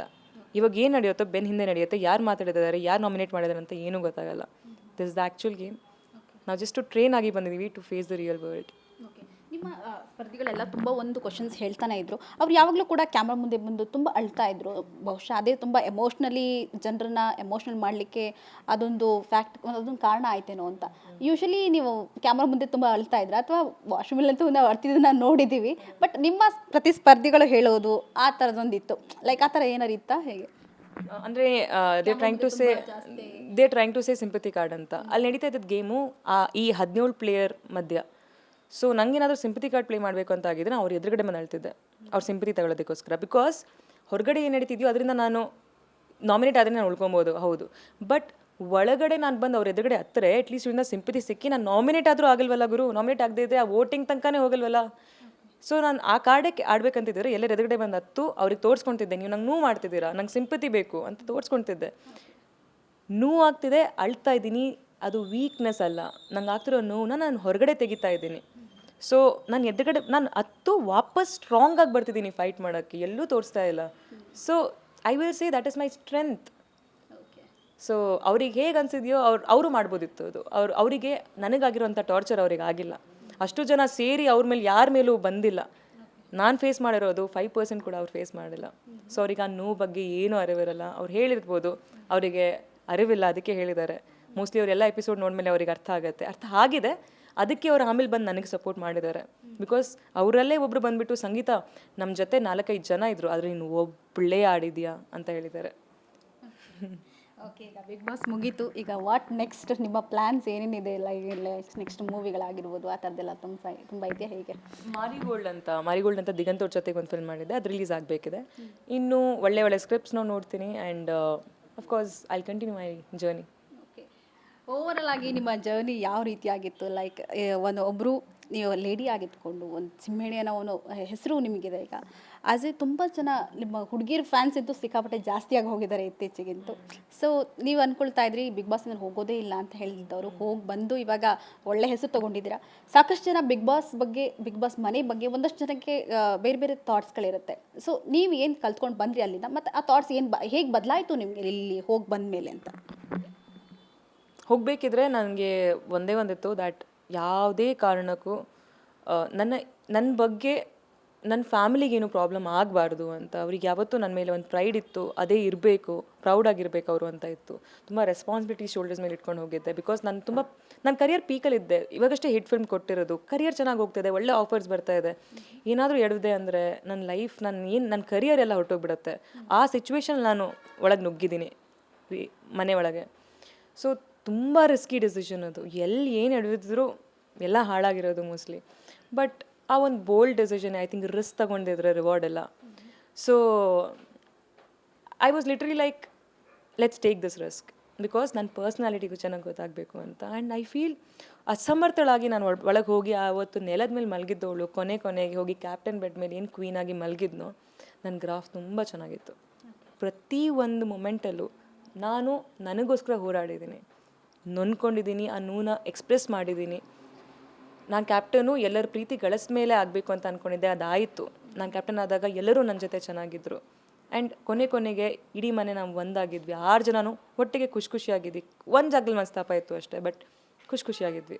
ಕೊನೆಗೆ ಖುಷಿಯಾಗಿ ಹೊರಗಡೆ ಕೂಡ ಬಂದ್ವಿ. ಸೊ ಐ ಫೀಲ್ ಒಂದು ಬ್ಯೂಟಿಫುಲ್ ಸ್ಟೋರಿ, ಒಂದು protagonist story, and I am proud of it. ನಾನು ಇವತ್ತಿಗೂ ನಾನು ವಾಪಸ್ ಹೋಗ್ಬಿಟ್ಟು ಈ ಎಪಿಸೋಡ್ ನಂಗೆ ನೋಡೋಕ್ಕಾಗಲ್ಲ ಅಂತ ಹೇಳಲ್ಲ. I am so proud. ನನ್ನ ಇಡೀ ಜರ್ನಿ ಬಗ್ಗೆ ನಂಗೆ ಪ್ರತಿ ಎಪಿಸೋಡ್ ಕೂಡ ನೋಡಬೇಕು ಅನಿಸುತ್ತೆ. ಓಕೆ, ಅಲ್ಲ ಬಿಗ್ ಬಾಸ್ ಮನೆಗೆ ಹೋಗಿ ಬಂದಮೇಲೆ ಇಲ್ಲ ಇಲ್ಲೇನೋ ಹೊಸದೊಂದು ಕಲ್ತ್ಕೊಂಡೆ ಮತ್ತು ನೀನೇನೋ ಒಂದು ಬಿಟ್ಟು ಬಂದೆ ಅನ್ನೋದೊಂದು ಥಾಟ್ ಇರುತ್ತೆ. ಸೊ ಏನು ಬಿಟ್ರಿ, ಏನು ಕಲ್ತ್ಕೊಂಡ್ಬಂದ್ರಿ ಸ್ಟ್ರಾಂಗ್ ಆಗಿ? ಈ ಮುಂಚೆ ನೆಗೆಟಿವ್ ಏನಾದರೂ ಯಾರಾದರೂ ಮಾತಾಡಿದ್ರೆ ನೀನು ಸರಿ ಇಲ್ಲ ನೀನು ಮಾಡಿದ ತಪ್ಪು ಅಂತ ಹೇಳಿದ ತಕ್ಷಣ ಏನಾದರೂ ಹೇಳಿದ್ರೆ ಯಾರಾದರೂ ಸೈಡಿಗೆ ಹೋಗ್ತಿರೋರು ಕಮೆಂಟ್ ಪಾಸ್ ಮಾಡಿದ್ರೆ ರಾತ್ರಿಡಿ ಮಲ್ಗೋಕ್ಕಾಗ್ತಿರ್ಲಿಲ್ಲ ನನಗೆ, ಹೆಂಗೆ ಹೇಳಿದ್ರು ಇದನ್ನು ಅಂತ. ಇವಾಗ ಯಾವ ಥರ ಆಗ್ಬಿಟ್ಟಿದೆ ಅಂದರೆ ಪಕ್ಕದಲ್ಲೇ ಯಾರಾದರೂ ನಿಂತ್ಕೊಂಡು ನೀನು ನೆಗೆಟಿವ್ ಅಂದರೆ ಬಿಡು ಇಗ್ನೋರ್ ಒನ್ ಅಂತ ಹೇಳ್ಬಿಟ್ಟು ಬರ್ತೀನಿ ನಾನು. ಸೊ ನಾನು ಇಗ್ನೋರ್ ಅನ್ನೋದನ್ನ ಕಲ್ತ್ಬಿಟ್ಟಿದ್ದೀನಿ. ಎಷ್ಟಾಗುತ್ತೋ ಒಳ್ಳೇದು ಹೇಳ್ತಾರೋ ಕೇಳಿಸ್ಕೊಳ್ಳಿ, ಕೆಟ್ಟದ್ದು ಹೇಳ್ತಾರೋ ಇಗ್ನೋರ್ ಅಂತ ಹೇಳ್ಬಿಟ್ಟು ಬರೋದು ತುಂಬ ಚೆನ್ನಾಗಿ ಕಲ್ತ್ಕೊಂಡಿದ್ದೀನಿ. ಆ್ಯಂಡ್ ಯಾವುದೇ ಥರ ಪ್ರಾಬ್ಲಮ್ಸ್ ಬಂದರೂ ಅದನ್ನ ಫೇಸ್ ಮಾಡಬೇಕು, ಓಡ್ ಹೋಗಬಾರ್ದು ಅನ್ನೋದನ್ನ ಕಲ್ತಿದ್ದೀನಿ. ತುಂಬ ಎಲ್ಲ ಹೇಳ್ಕೊಟ್ಟಿದೆ. ಆ ಮರದಲ್ಲಿ ಸುಮಾರಷ್ಟು ಲೆಸನ್ಸ್ ಇದ್ದಾವೆ. ಮೋಸ್ಟ್ಲಿ ಸಂದರ್ಭ ಬಂದಾಗಲೇ ಗೊತ್ತಾಗುತ್ತೆ ನಾನು ಎಷ್ಟು ಗ್ರೋ ಆಗಿದ್ದೀನಿ ಅಂತ. ಓಕೆ, ಫೈನಲಿ ತುಂಬ ಖುಷಿ ಆಯಿತಾ ಹಾಗಿದ್ರೆ ಈ ಒಂದು ಜರ್ನಿ ತುಂಬ ಕಂಪ್ಲೀಟ್ ಮಾಡಿದ್ದೀರ 100 days. ಸೊ ಕಂಗ್ರ್ಯಾಚುಲೇಷನ್ಸ್, ನಿಮ್ಮ ಫ್ಯೂಚರ್ಸ್ ತುಂಬ ಚೆನ್ನಾಗಾಗಿರಲಿ. ಸೊ ಇದಿಷ್ಟು ಬಿಗ್ ಬಾಸ್ ಸೀಸನ್ನ 10 ಸಿಂಹಿಣಿ ಆಗಿರ್ತಕ್ಕಂಥ ಸಂಗೀತ ಶೃಂಗೇರಿಯವರು ಮಾತನಾಡುವಂಥದ್ದು. ಕ್ಯಾಮ್ರಾ ಪರ್ಸನ್ ರಮೇಶ್ ಜೊತೆ ಪೂರ್ಣಿಮಾ TV9 ಬೆಂಗಳೂರು.